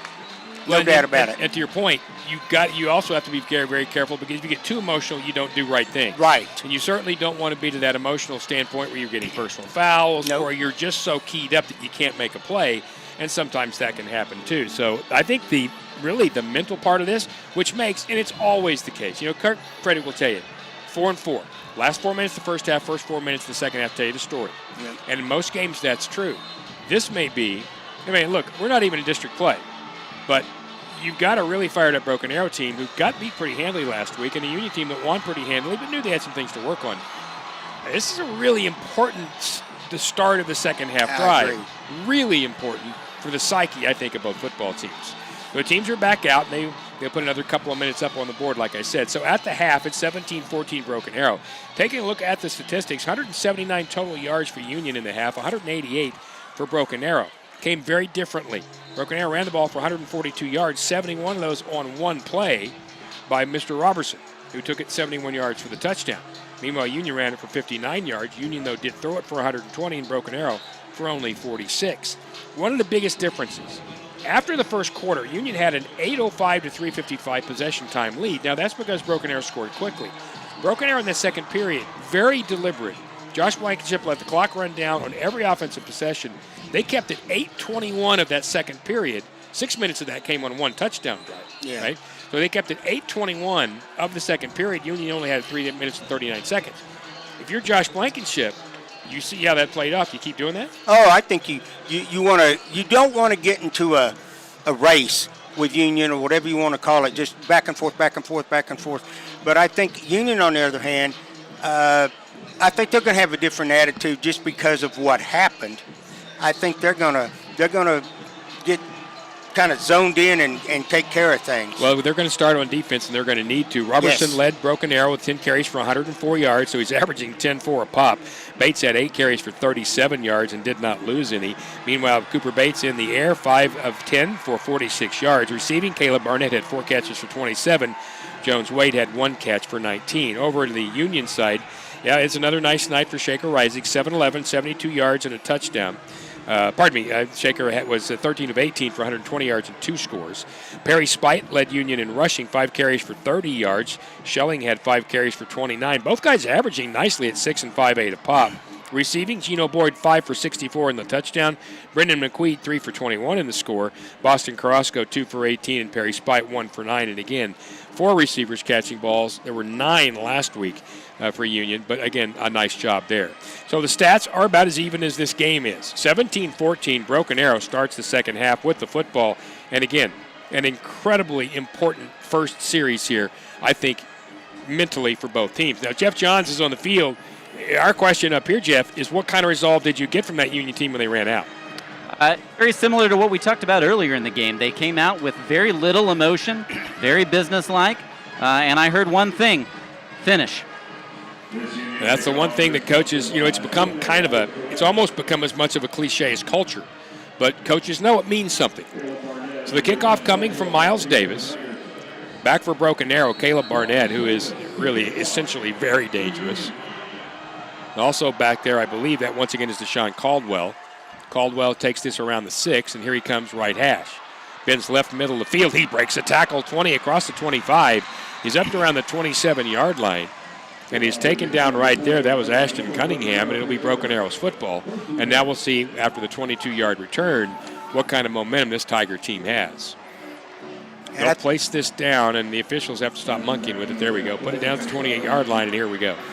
I think Union, this is a huge series or a huge first 4 or 5 minutes of this second half. And, and essentially, too, you'd really like to get them off 3 and out, but no one's been able to do that effectively tonight. Yep.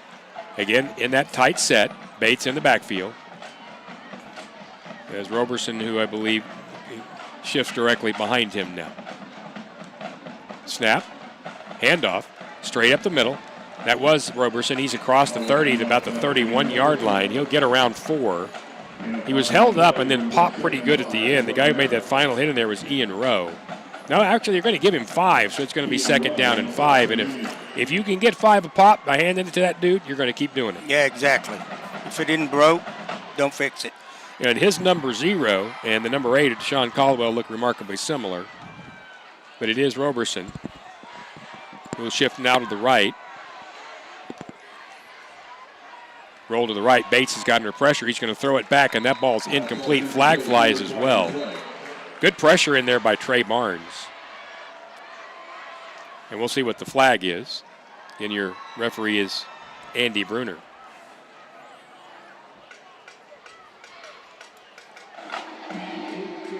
We're going to call an illegal shift against Broken Arrow and bring it back. One thing to remember, early in this game, Octavian Roberson, which is his real name, is listed on their 2-deep as Octavian Robert. But he's listed Octavian Roberson on their actual roster. I'm going to go with Roberson. Yes. And it is going to be second and 10. Let's just call him Oct. He is now set behind Cooper Bates. That's an easy name to say. They'll hand off right side to Roberson. He's going to bounce to the outside. He actually looked like he was going to gain about 2, bounced to the outside and was pushed backwards. J.T. Friedrich was in there, Ashton Fowler, and he's going to lose a couple more. It'll be down to around the 26 or back to around the 26-yard line, and it'll now be third down and 12. And that's where you got to learn as a young running back. Trust your speed, sure, but you get bounced outside. Right there was Isaac Covington who bounced him outside. It's best to just get your nose straight upfield. So there could be a 3-and-out for Union, and that would be huge. Bates in the shotgun. And now again a motion penalty. And this time it is Deshaun Caldwell who shifts back. And that's a false start, and that will take it back 5 more. And Josh Blankenship is shouting fanatical encouragement from the sidelines. Now back to the Broken Arrow 21. They'll need their 38. It is third down now at about 17. Caldwell shifts to the right now of Bates. Bates hands off. Caldwell has some room, bounces outside, but Lane Wood grabs him at the 25-yard line. He pulled Lane slightly forward around the 27, but that's all, and that's going to be a gain of about, looks like 7. and it's going to be 4th down and 11, and they will force the 3 and out, and that is a big, big series. Gino Boyd's going back to return this kick. And that tells you Union's pretty serious about a return here. Number 12 standing back around the 40. Now, Cooper Bates is listed as the punter, but there are others listed as the punter, but I think that is Cooper who's going to kick this thing away. He's back around his 12. It is Bates. He puts the foot to it. Nice kick.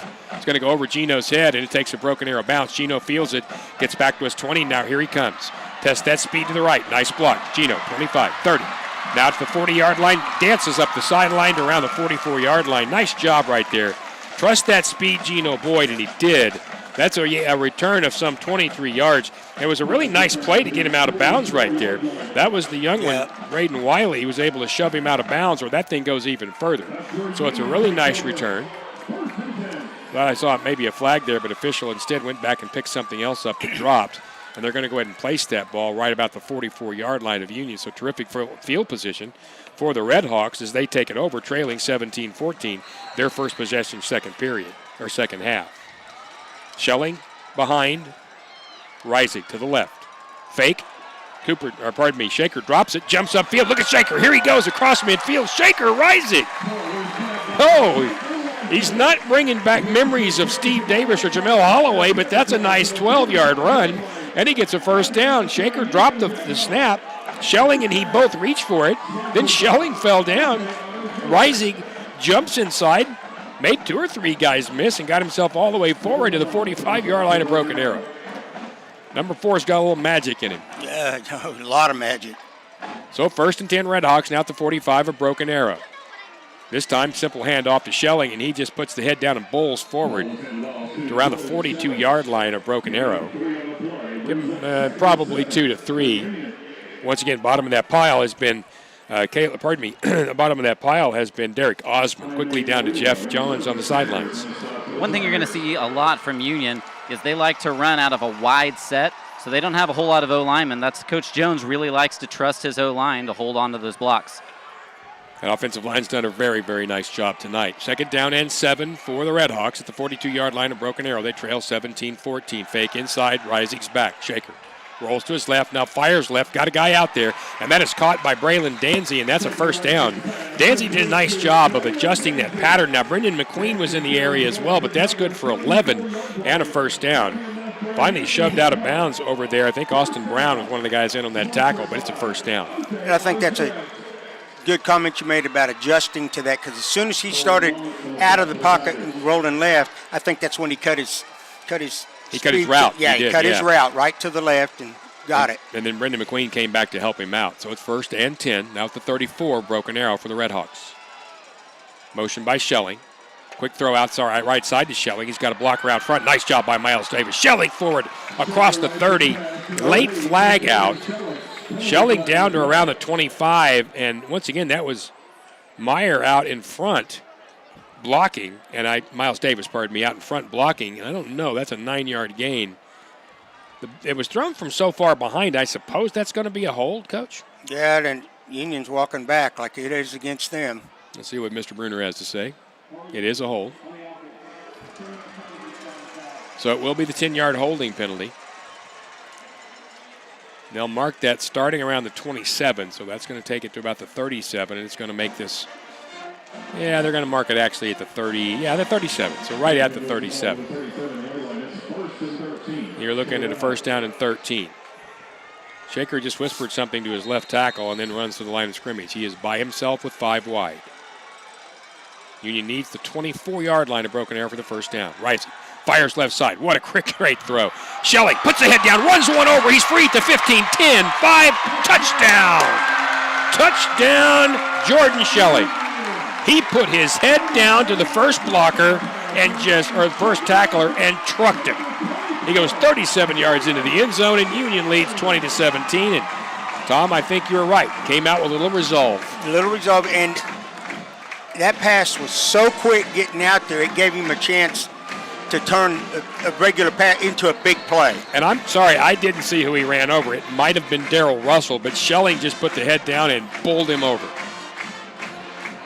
Extra point by Davis. It is up, and it's off the crossbar. And that, my friends, is trouble.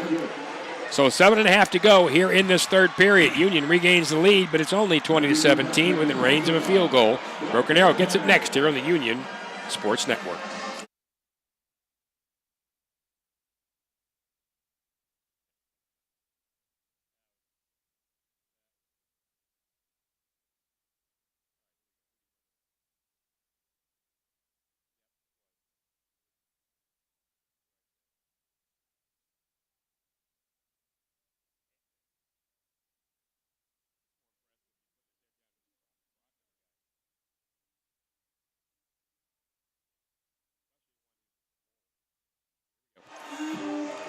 At Union Tuttle Stadium, 7.5 to go here in this third period. Rick Corey, Coach Tom Stockton, Jeff Johns on the sidelines, Richard Johns here on stats. Union now leads 20-17 after a 5-play, 57-yard drive. The 37-yard pass, really a very short pass, but Jordan Schelling just trucked. Yes. As I said, it was who I thought. It was Darrell Russell. And he goes 37 yards into the end zone. Extra point by Davis bounces off the upright, so it remains 20-17. Davis will kick this thing away, and again, Deshaun Caldwell and Caleb Barnett will be back deep. Really, Barnett's the guy you want to keep it away from. He is lightning quick. And that's why Broken Arrow has them back just lined up right behind each other, so you don't, if you kick it right, left, you still don't know who's going to get it.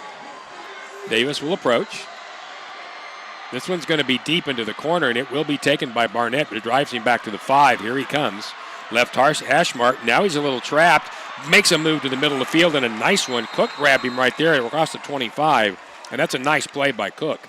He'll take him down close to the 27 or so. Yeah, that's a retainer 22, but Tom, when he kind of skipped back to the middle, it looked like he had a little room. Yeah, it did. It sure did. So the scoring in this game has been Broken Arrow Union, Broken Arrow Union, Broken Arrow Union. Every other time. Yes. Nobody's had back-to-back scores. Let's see if the Tigers can do it again. Cooper Bates will bring him back out. Tavian Roberson will be his running back. He's in front of him now, but he'll shift back behind him in a moment. There he goes. He's just to the left, and they will split their receivers. There's the snap. There's the hand. Roberson got a little bit of room across the 30. He'll get up to around the 32-yard line. Isaac Covington with the help of a tackle. That's a 4-yard gain. It'll be 2nd and 6. And again, with 7:10 to go, even if it's a 3 and out, I expect Broken Arrow to keep it for a couple of minutes, Coach, because they are letting that clock run down. Every set, every time. Very, very patient and deliberate here by the Tigers. 17 on the play clock. Cooper Bates gets him back. And again, Roberson moves to his left. They're going to end off. I'm not going to keep this time. Cooper Bates keeps it. A nice fake by Bates. He's across the 40, runs over one. Goes all the way to around, I think, the 44-yard line. That was Ashton Cunningham, but tried to get into his legs with Bates. He's 190 pounds, and Ashton Cunningham's about 155. That's a mismatch, and a 10-yard gain and a first down for the Tigers. Well, one of the things that Coach Fred said is that when he was talking about it on Thursday, that number 7 Bates runs. Yeah, he runs like a tough running back. He does. And right there was a tremendous fake on his part.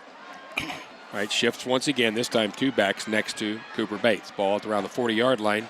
Now motion. They'll hand inside once again to Roberson. He's forward across the 45. They're tearing off some nice chunks.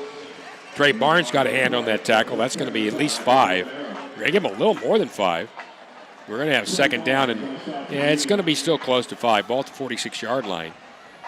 Of Broken Arrow, they'll need Union's 49, so we'll call it 5. Clock ticking. It'll be inside 6 here in this third period in a moment. Bates is trying to snap it with that 10, 15 seconds to go in that range. Same shift by the Tigers. They're white jerseys, white pants, and black helmets. Once again, a handoff, and this time not much for Roberson. He pushed forward, and give him credit for getting back to the line of scrimmage. He was hit behind that, but the pile started to move, and then Dejon Gaines put his head in there and put it into that. They're going to give him, I think, a half yard or so, maybe a yard. It's going to be 3rd, and still looks like a pretty good 4 for the Tigers. Now, they went 3 and out on the first series. They have a first down here, so they're not going to 3 and out. But they need this here. 5.5 to go, and Union would love to get him off the field. Oh, absolutely. Bates will bring him up. There's the shift, this time going next to him, Levi Johnson. Bates in the shotgun. There's the snap. Back to throw. Bates fires it right side. It is tipped and it's incomplete. And I think that was Lane Wood who tipped. They were trying to go to Caleb Barnett.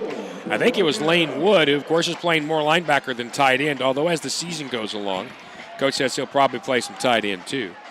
They'll bring out the punt team, and Union's leaving the defense out there. Remember, Cooper Bates is the punter for Broken Arrow, so you got your quarterback as your punter. You never know what kind of shenanigans they'll pull. Bates is going to go back to around his 32, and Union, again, will have the base defense out there. J.T. Frederick will move back, but he's not going to go terribly far. There's the snap. Bates is going to move to his right. He will kick it. That's a nice kick. That's going to angle to the sidelines and take a Broken Arrow roll. It's down inside the 20, inside the 15, still rolling. That's going to go down to around the 12-yard line, so that's a nice job by Cooper Bates. And, Coach, the way he rolled to his right looked to me like he could have taken off if he wanted. Yeah, and I think that's exactly what the defense thought. And Coach, and Frederick back there had to kind of think about, I got to play pass, and then he punted it. That's a good job by that Union defense. 2 different possessions and 2 different stops by Union's defense. 41 yards on that punt, no return, of course. So we're under 5 to play in the third period. Union has regained the lead 20-17. The missed extra point means you're still within a field goal. But now an opportunity deep in their territory to get going. Jordan Schelling, who scored that last touchdown, will be there with Reisig. Again, toss to Schelling. He's got some room. Jordan, 15, 20, cuts back, 25. Schelling up to the 28-yard line. Just pulling and strewing defenders along the way. Final tackle in there made by Austin Brown, but his helmet came off, and he's going to have to leave the game. That's 15 yards down to the sidelines, and Jeff. Yeah, I was standing next to Schelling when he came off after that last run, and he didn't look even remotely tired. He grabbed the water, and he was ready to go. Yeah, he looks like he's still ready to go right there. Schelling, the former Jinx Trojan, now wearing Red Hawk red. That's good for a first down, now at the 28-yard line of Union. Back to the line of scrimmage again, Schelling, set to the right of Reisig. Shaker's going to keep it. He's got some room across the 30, maybe around the 32-33. Now, you don't want to run him a lot, but you would like to run him enough that you realize that he's a threat. That's 4 yards. Derek Osmond on the tackle, but number 4, and he's not afraid to do it. And at times, Tom, you got to be careful as a head coach. You don't want to overprotect it. That's right, absolutely. Union sends 4 receivers stacked to the left in a diamond, 1 to the right. Reisig's alone. Quick throw to the left side once again to Schelling, but it's a low ball and it takes him all the way to the ground. And unfortunately, what Jordan really should have let that one do is go. Yes.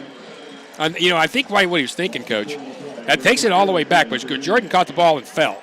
So he's back to the 28-yard line, and you're looking at 3rd and 10. I think he was maybe worried it was a backwards pass. Yes, and he went ahead and caught it and fell like to his fumble, knee. So this is an opportunity for Broken Arrow to get Union off the field.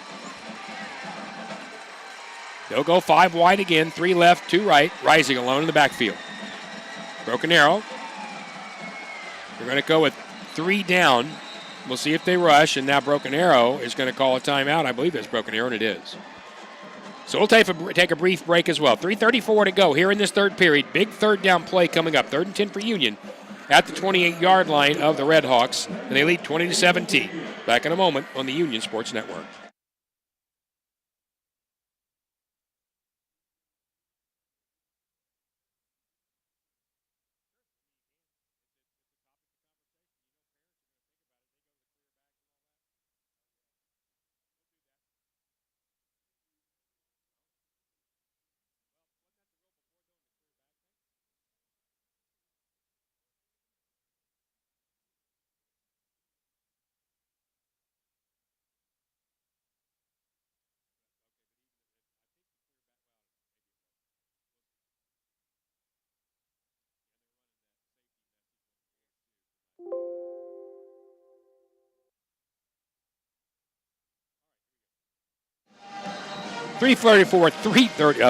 Let's try that again. 3:34 to go here in the third period. Richard Johns looking at me like, you're an idiot. Start that over. Thank you, Richard. 20-17, Union leads Broken Arrow. Rick Corey, Richard Johns, the testy one. Coach Tom Stockton and Jeff Johns. 3rd and 10 for Union at their own 28-yard line. Shaker Reisig with a snap. Rolls right. Got pressure. Shaker's going to have to hurry. Fires. That ball is caught. It is complete, and that is a first down. And a tremendous catch by Brendan McQueen. He was covered up in there by Zedekiah Chapman, but McQueen went to the ground. Ball was to the outside where it needed to be, 16 yards, and a huge, first down for the Redhawks. Huge. They should be able to, at the very least, run out the end of the third quarter on this, and that was a huge play because now the playbook is wide open because they're almost at midfield. You just do not get that from many quarterbacks. Rising stopped in that immediate whip motion of his. He got it out there, and you got to credit McQueen, too. That wasn't an easy catch. Nope. So now at the 43, their own 43, Union with a first down. Again, handoff to Schelling. Bounces outside. He's got room. Cross midfield. Now to the 45-yard line. Schelling put the head down and just ran smack into, I think that was Chavez. It was Chavez or Caldwell. They're the same number on defense. That's 12 yards and another first down. And now in Broken Arrow territory at the 44. No one has scored back-to-back points in this game. The teams have alternated, but Union now threatening to do so. In a very fast-paced game. It's only 8:54. Game started at 7. We're almost 2 hours in with a long halftime, and we're near the end of the third quarter. Fake by Reisig. He's going to have to hurry. Shaker fires it out. Caught again by McQueen. He's across the 35, inside that to around the 33. Really kind of his momentum carried him out of bounds. Darrell Russell will get credit for that, but that's good for another 12 and another first down. And again, the quick motion of Shaker Reisig completes a ball for a first down. And almost not completely sidearm, but it wasn't over the top either. He practices throwing from different areas. He's amazing. Tavion Perry-Spite will check into the running back spot. Union with 3 wide receivers, 2 left. Now at the 32-yard line of Broken Arrow, leading 20-17. There goes motion. Perry-Spite with the handoff jumps outside. He won't get much. Matter of fact, I think that's a no gain. Yeah. Tried to get to the corner and he couldn't. There were too many Broken Arrow players out there. Jamie Murillo, one of those guys. Derek Osmond as well. We'll call that no gain. It'll be 2nd and 10. That was Gam Jones, who caught a touchdown pass last week, who went in motion, and I mean went in motion with purpose. Clicking inside 2 to play third period, 20-17 Union in Broken Arrow territory at the 32 and driving. Perry-Spite to the left. Quick throw to Perry-Spite. Got blockers out front. Got a hole. 30, 25, 20. Spite 15 down to the 10, and he's hog-collared and taken out of bounds out around the 8-yard line. Got to give some credit right there to Chadwick Stewart. If it's not for him, that's 6. All the way down on a 22-yard gain to the 10, and I believe they'll drop the sticks and call it 1st and goal. Yes. Fantastic blocking by that receiving core out front. Actually, that tackle in there, give that credit to Austin Brown. He made that play. 19 on the play clock, 1:45 to go in this third period.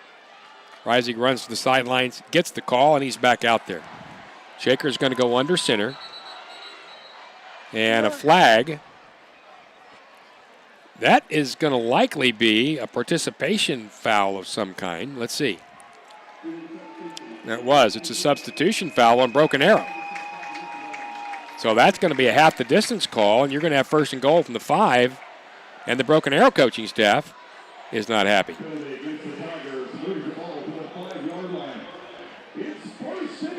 And I didn't see movement over there, Tom. Did you? No. I'm not sure what happened. I think Josh Blankenship's not sure what happened. You can't break the huddle and have a guy leave. No. And I think that's what happened.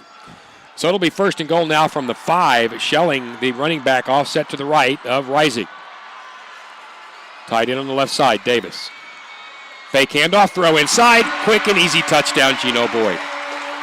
The fake inside to Schelling. Everybody bought it. That let Braden Hardiman out there by himself with Gino Boyd. Gino is being recruited by schools for a reason. He stuck the right foot in, broke off that route, and that's as easy a pitch and catch as you can get for 6. And it's 26-17 Union with the point upcoming. Can't draw it up any better than that, Tom. No, you really can't. And that. Miles Davis for the extra point. Good snap. And the kick is up. And it's through. So with 1:41 to go here in this third period, Union extends the lead. Redhawks 27, Broken Arrow 17. Back with more. This is Union Football on the Union Sports Network.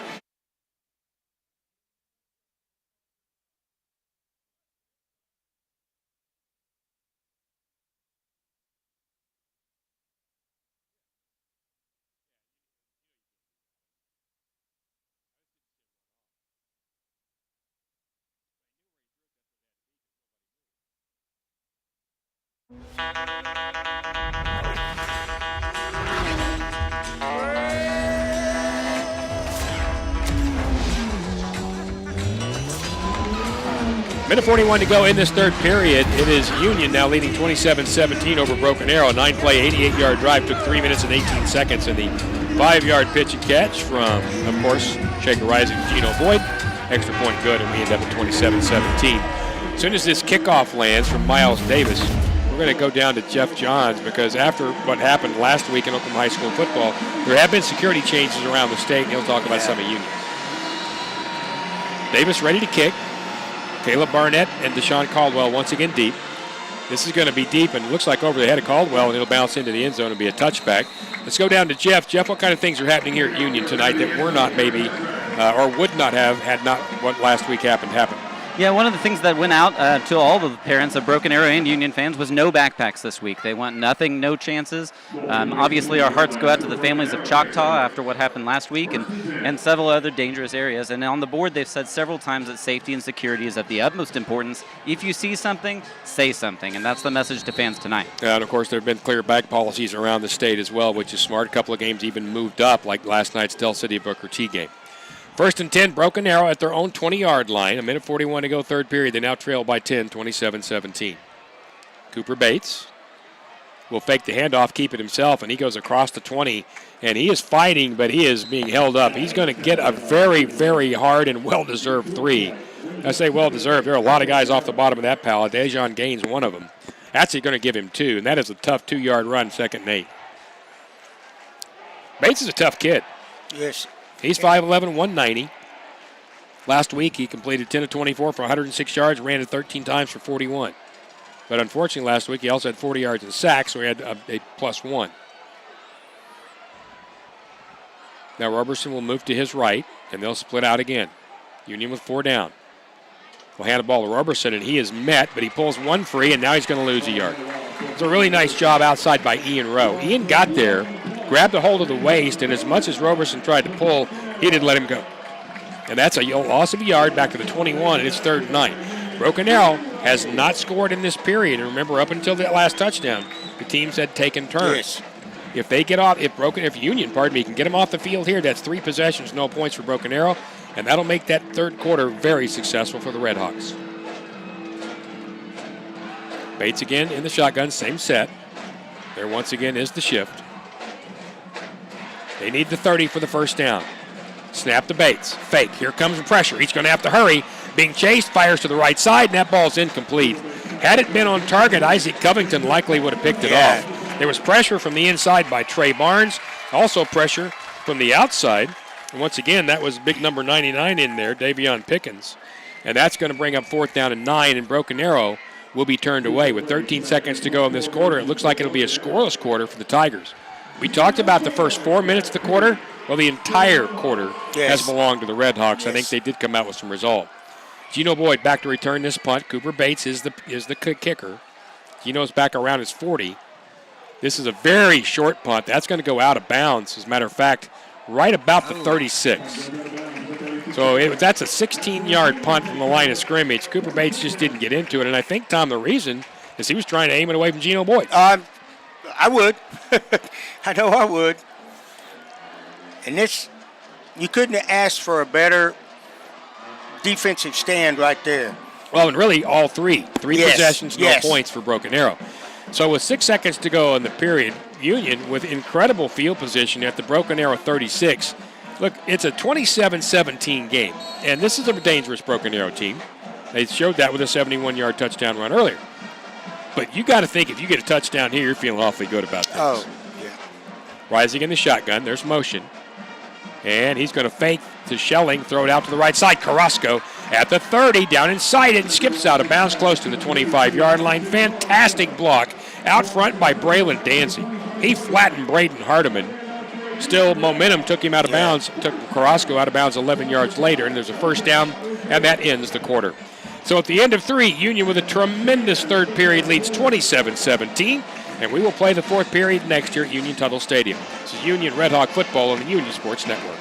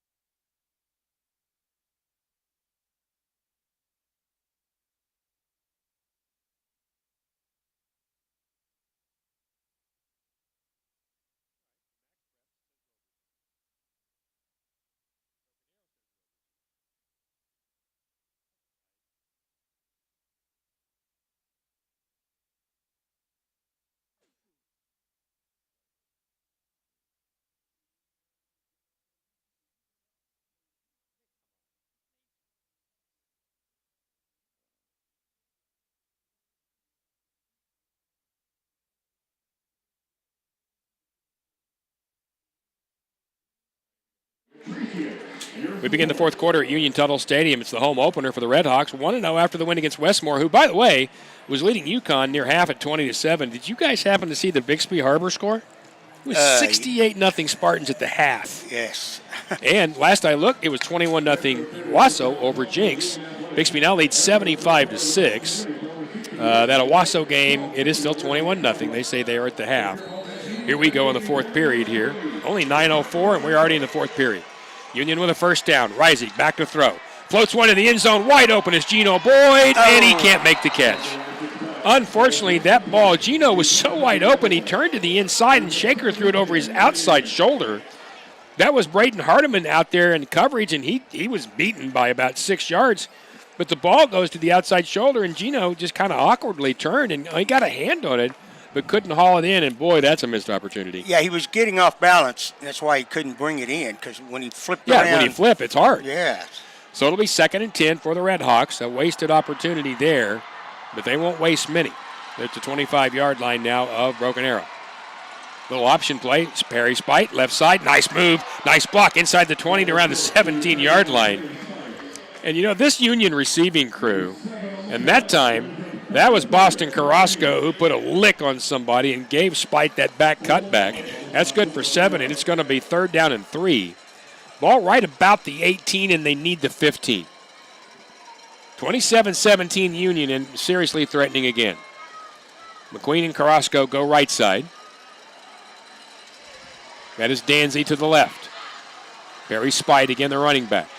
Shaker hands to Spite, and he didn't get much. He got waylaid about the 20. Matter of fact, I think he might have lost just a little bit. And Broken Arrow will bring in some extra beef on what will be a 4th down here for Union. And with the ball set at the 20, you kind of wonder what would happen, but they are going to go for it. Yes. They need all of the 15 and maybe slightly inside that. 27 on the play clock, plenty of time. McQueen will again go far right. Danzy and Gino Boyd left. And again, Perry Spite will be the running back. His time to the right of Shaker Rising. Now he goes in motion. Shaker's alone. 3 down for Broken Arrow. Rising has the snap. Fires left side. That is caught and then dropped. Caught and then dropped. Danzy had it in his hands, and he got hit late in the route. I think that was Don Fryer. I'm really not sure. Got hit late in the route, but I'm not sure that that was the contact that knocked that out, or if maybe he was just looking to get upfield. He was very close to the first down. And so, well, Jeff, you said that ball was a little low? Yeah, it was just a little bit low at his knees, and he never quite secured it. Right, he was kind of fumbled around, and then the contact just, he didn't have a chance at that point. Knocked it out. All right, so it's going to be 1st down for Broken Arrow. So Union not successful in extending the score, but they did flip the field. And with 10:30 to go in this football game, Broken Arrow backed up at their 20 with the 1st down. Bates will have Roberson now to his right. There's the snap. There's the hand, and Roberson plows toward the middle, but now he bounces to the outside. I don't know how he broke that tackle. He got across the 25 to the 26. Everybody in a red jersey had a hold of him, but he was able to get to the outside, eventually brought down in there by Dejon Gaines, but he got himself a nice gain of 6. It'll be 2nd and 4, and that young man's not easy to bring down, even though he's thin. And maybe the Union defenders were knocking each other off. Yeah, and well, and he also, if you look at the replay, you saw that right there. Nice job by Andy Irwin and the U crew. He was kind of bouncing off the back of his own offensive line, so I don't think anybody really got a good hand on him. Yeah. So it'll be 2nd and 4, right around the 26-yard line of Broken Arrow. They'll hand it again, and he tries to break the line of scrimmage. Does not quite, but he got really close to the 1st down. Roberson got up just inside the 29. Well, they're going to give him the 1st down. I thought he was a little short, but they're going to give it to him. They're going to say he got the 30, and it'll be 1st and 10 for the Tigers there. Again, a very, very slow pace here. I'm surprised they haven't picked it up a little down 10. I'm sure Josh Blankenship knows what he's doing. Same shift. And again, Octavian Roberson. Great name.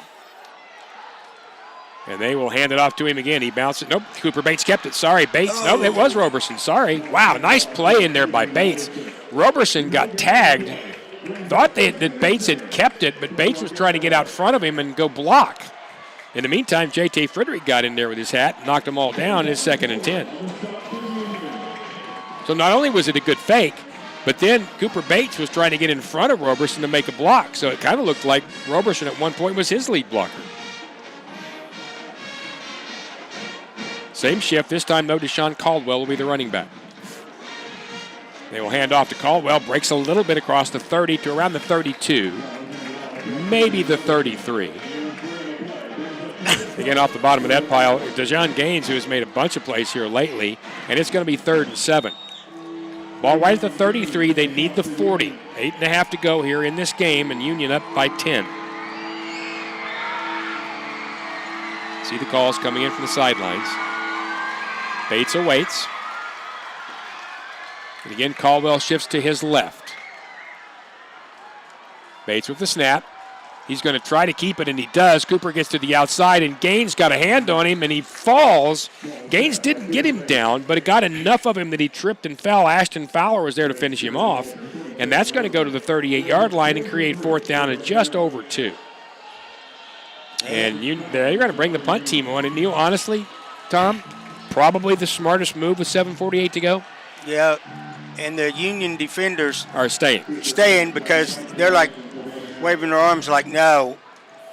Cooper Bates is again the punter as well as the quarterback. And the Union defense not even going to send anybody back deep, don't much care. Now J.T. Frederick backs up. Bates holds and then kicks, and this ball's going to go over J.T.'s head. Let it go. And it's going to take quite the bounce down to around the 12-yard line, and the Redhawks don't much care. Nope. 7:17 to go. That's the smart play, my friends. And it'll be Union's football right there. So they hold Broken Arrow again, and the Tigers have not scored in this second half. Union's offense has been very good. It's been very opportunistic. But this has been a defensive half for the Redhawks. We'll keep it here for a moment as we have a TV timeout. 51 yards on that punt. And now, Tom, I mean, again, you talk about complimentary football. That's what happens when, your offense had an opportunity, missed the one in the end zone. Your defense just goes out and gets a stop. Yeah. That's team.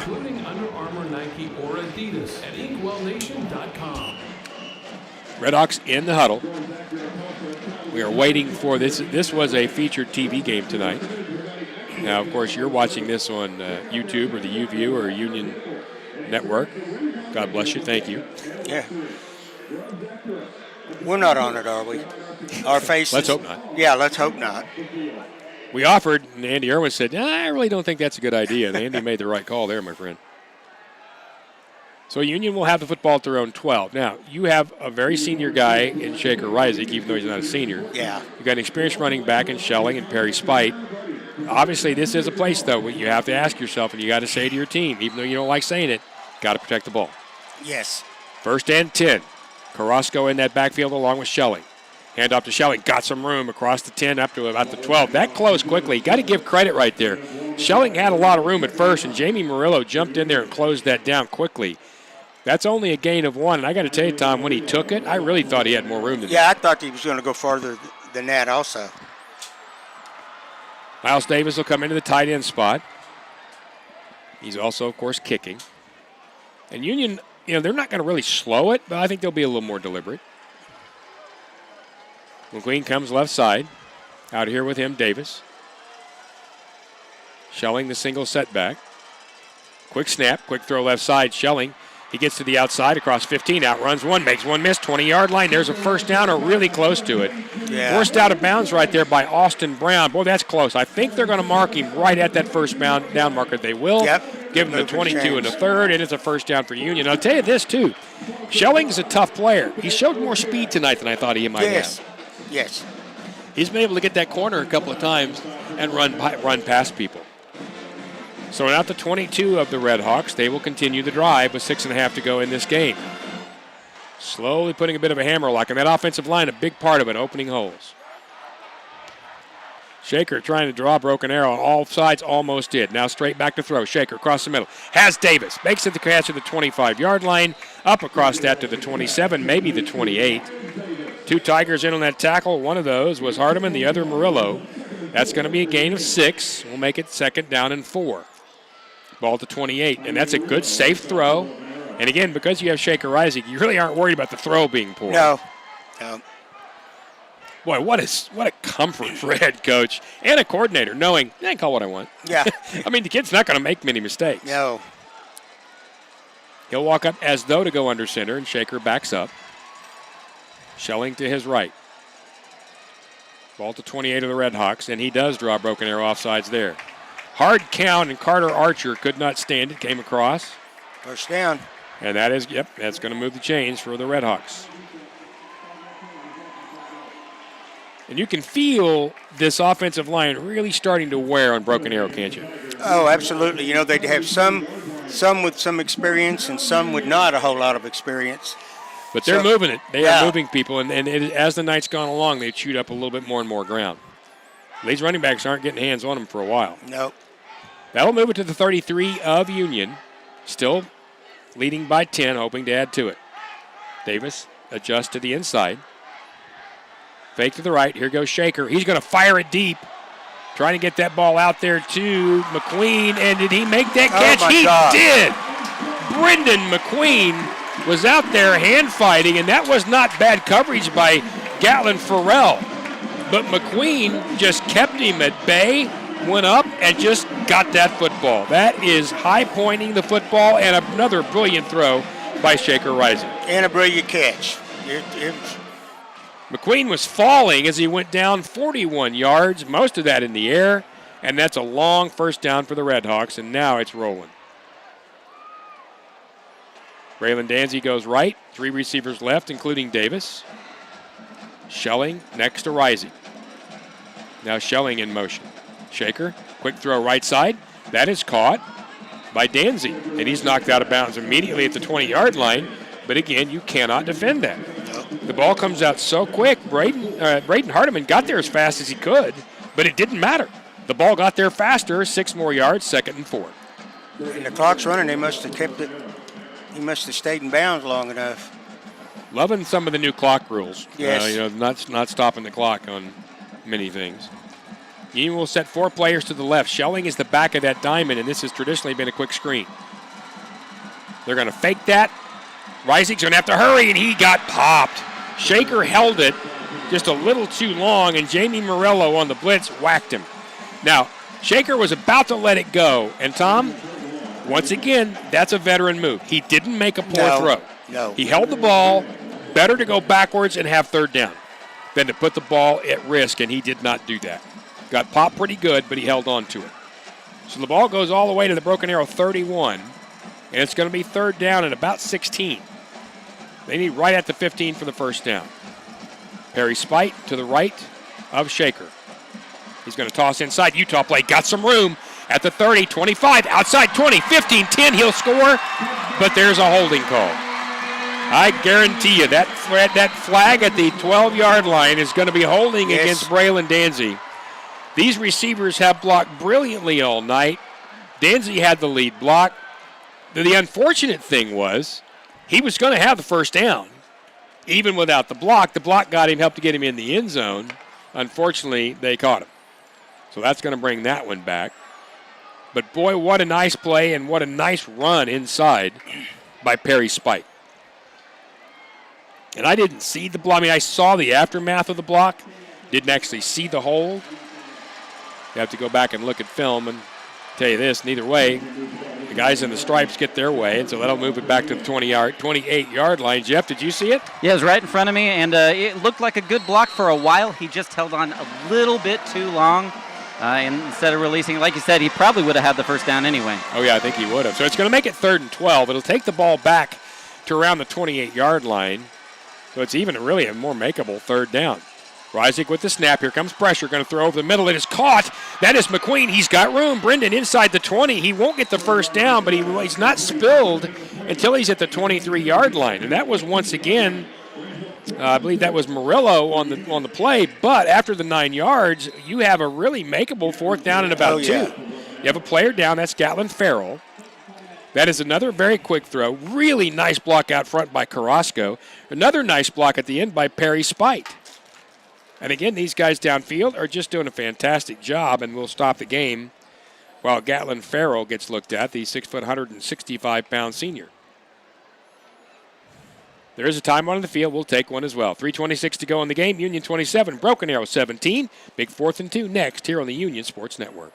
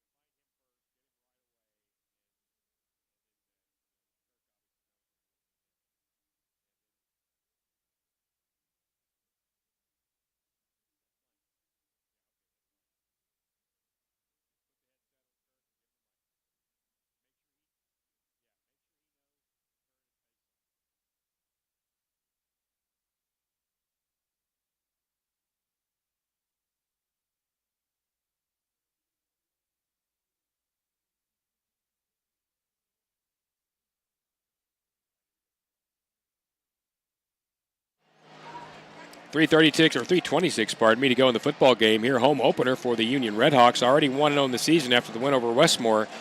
They're just a few minutes away from being 2-0 with a big win over Broken Arrow. The Tigers led it to half, 17-14, after a somewhat controversial end of half play. Union came out great resolve in the second half. They have held Broken Arrow scoreless, and they themselves have scored 13, leading now 27-17. Rick Corey, Tom Stockton, Richard and Jeff Johns, and now a very big 4th down play. 4th and 2 for Union. They're right about the 17 of 18 of Broken Arrow. They need 2 yards for the first down. Reisig was shelling to his left. Tries to call Broken Arrow, tries to draw him off sides.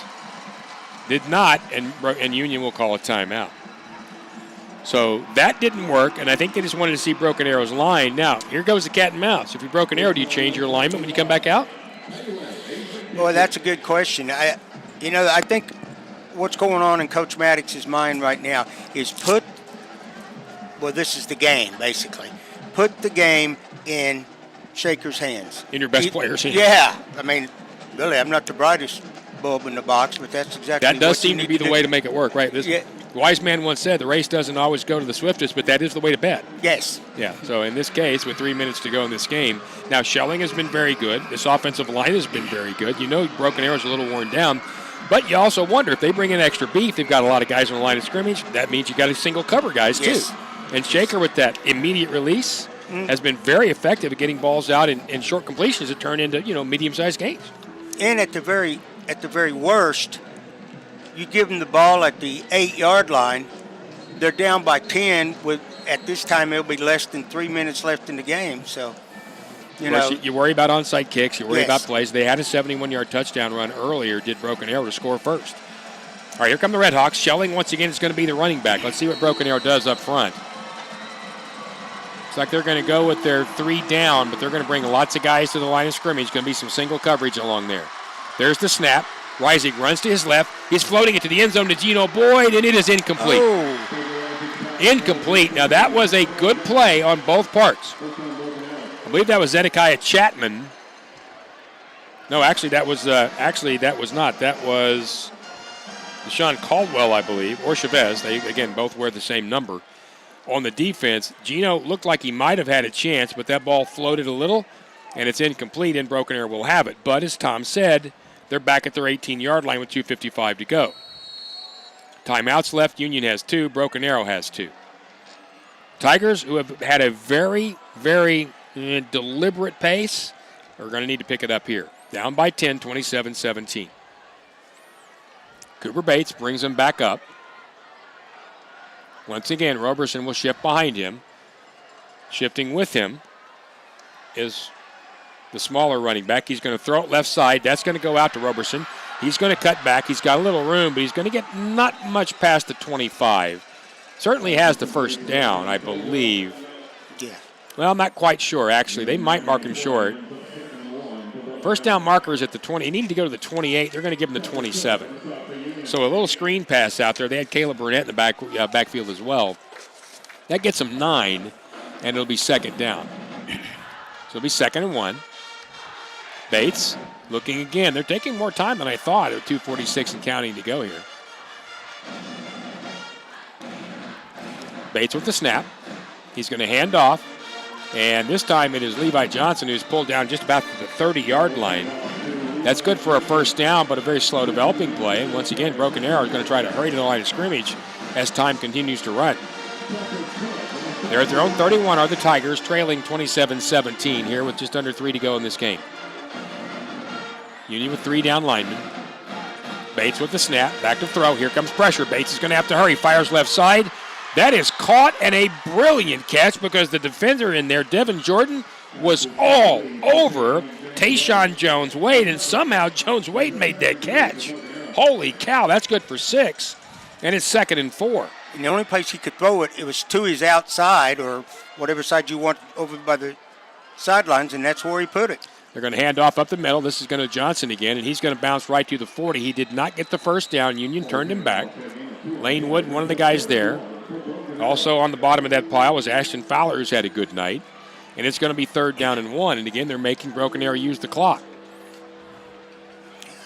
Tigers at their 40, need the 41 on 3rd and 1. Bates again in the shotgun. Roberson will shift back behind him. Union remains in the 3 down. They'll hand to Roberson. He gets loose and has the first down. He's going to go across the 45. Cook on the final tackle, but down there hanging onto those ankles again was Ashton Fowler. So again, that'll move the chains. Right around the 46-yard line of Broken Arrow. Now a minute 30 to go. And the Tigers back to the line of scrimmage. Changes on that Union defensive front. Get a couple of fresh guys in. There's the snap to Bates. He's going to have to hurry. Bates is pressured. Can he get away? He cannot. And that was Trey Barnes. Trey Barnes, big Trey. 255 pounds of him, has been really good tonight. That time Bates had nowhere to go, and he drags him down back near the 40. That's a loss of 5, and it'll be 2nd and 15, and that is close to putting a nail in. Yeah, now they use the timeout. And they will with a minute 12 to go. And you got to give Bates credit. He did everything he could to get free, but Trey Barnes is just bigger than he is. Yes. And Trey was not going to let go. He looked like a child that you're trying to take away that favorite stuffed animal. He was not going to let that one go. So a pleasant night here at Union Tuttle of their home opener. And you know what Coach says? They like to light it up red. Oh, yeah. After a Union win, whether they're home or away, these lights that are the LEDs here will be lit up red. Yep. As will all the lights underneath the stadiums and all the extra areas. So they'll light it up red if Union wins here tonight. It's a tradition I love. Yes, I do too. Hey, all you have to do is be driving in this area. Of course, we're near 71st and Mingo. And just look over at the lights and you'll know what happened. Yep. That way, if you like Union, you're happy. If you don't like Union, you're mad. But either way, you're going to have an emotion. That's right. Deal with it. That's Tom who said deal with it. I'm Rick. I'm the nice guy. Down on the sidelines is Jeff Johns. Richard Johns here with us as well. Broken Arrow thrown 41-yard line. Now a minute 12 to go in this game, and the Tigers trail by 10.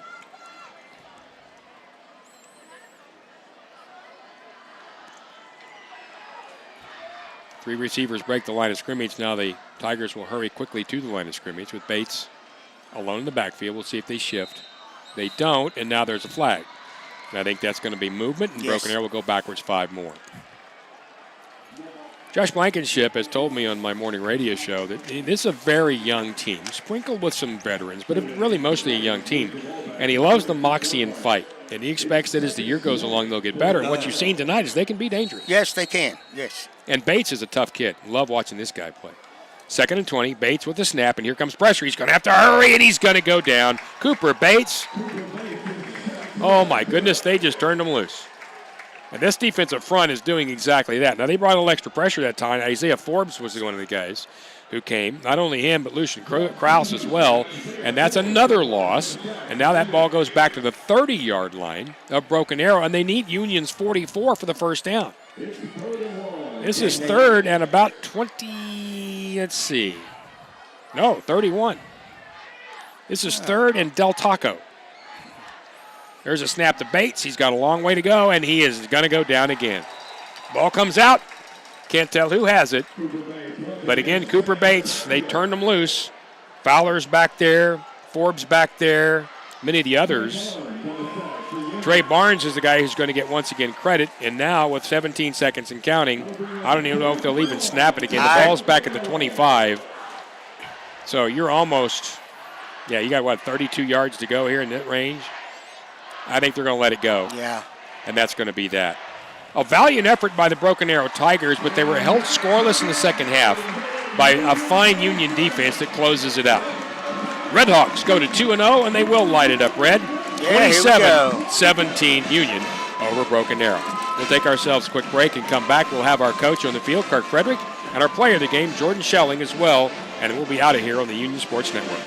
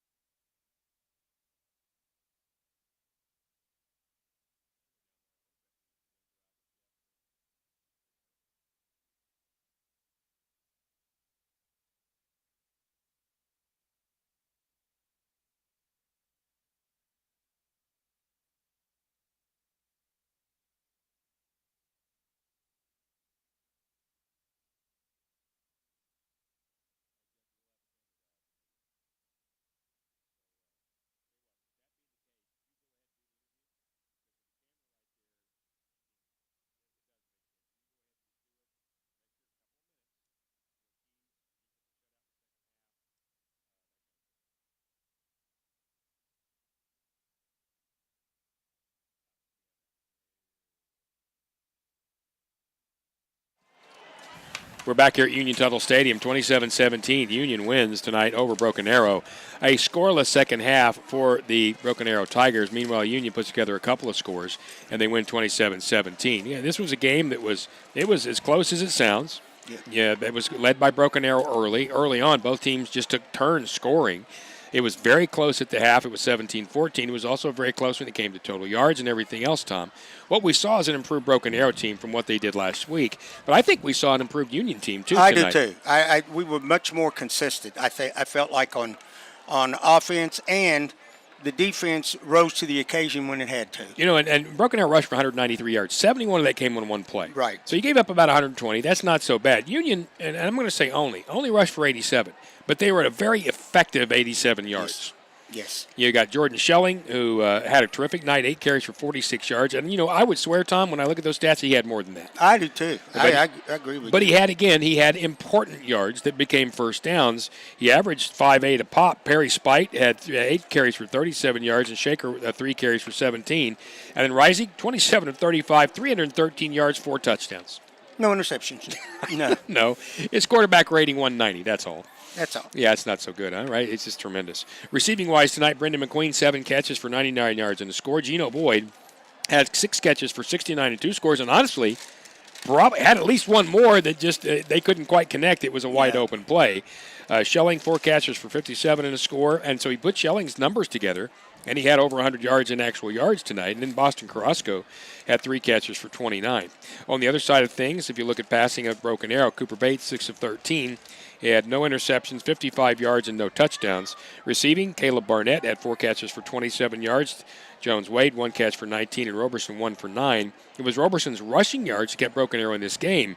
He had the long run to start this game at 71 yards. He had 20 carries, 132 yards overall in the touchdown. Bates had 14 carries for 54 yards, but also lost 16, so he gets a total of 38. Levi Jensen, just 2 carries for 13 yards, and Caldwell, 2 for 9. So it was a tremendous performance. Kirk Frederick, the head football coach at Union, is just finishing up his speech. Jeff Johns is going to go with him down to the sidelines. Let's get down there with Jeff right now. Jeff? Coach, obviously we had a great game tonight. Good start to the game and really finished strong. It was kind of a fight back and forth. What kind of changes did you see that we made in the second half there? Well, I felt like that we started playing a little bit tougher on the defensive front. Some of our coaches, Coach Foster, Coach Brown, the rest of our staff, made some great adjustments for us in the second half to try to slow down some of the run attack. Broken Arrow had a great game plan coming into it, and really proud of the way our kids played in the second half. Coach, offensively, the run worked well, the pass worked well. What kind of things did you like out there?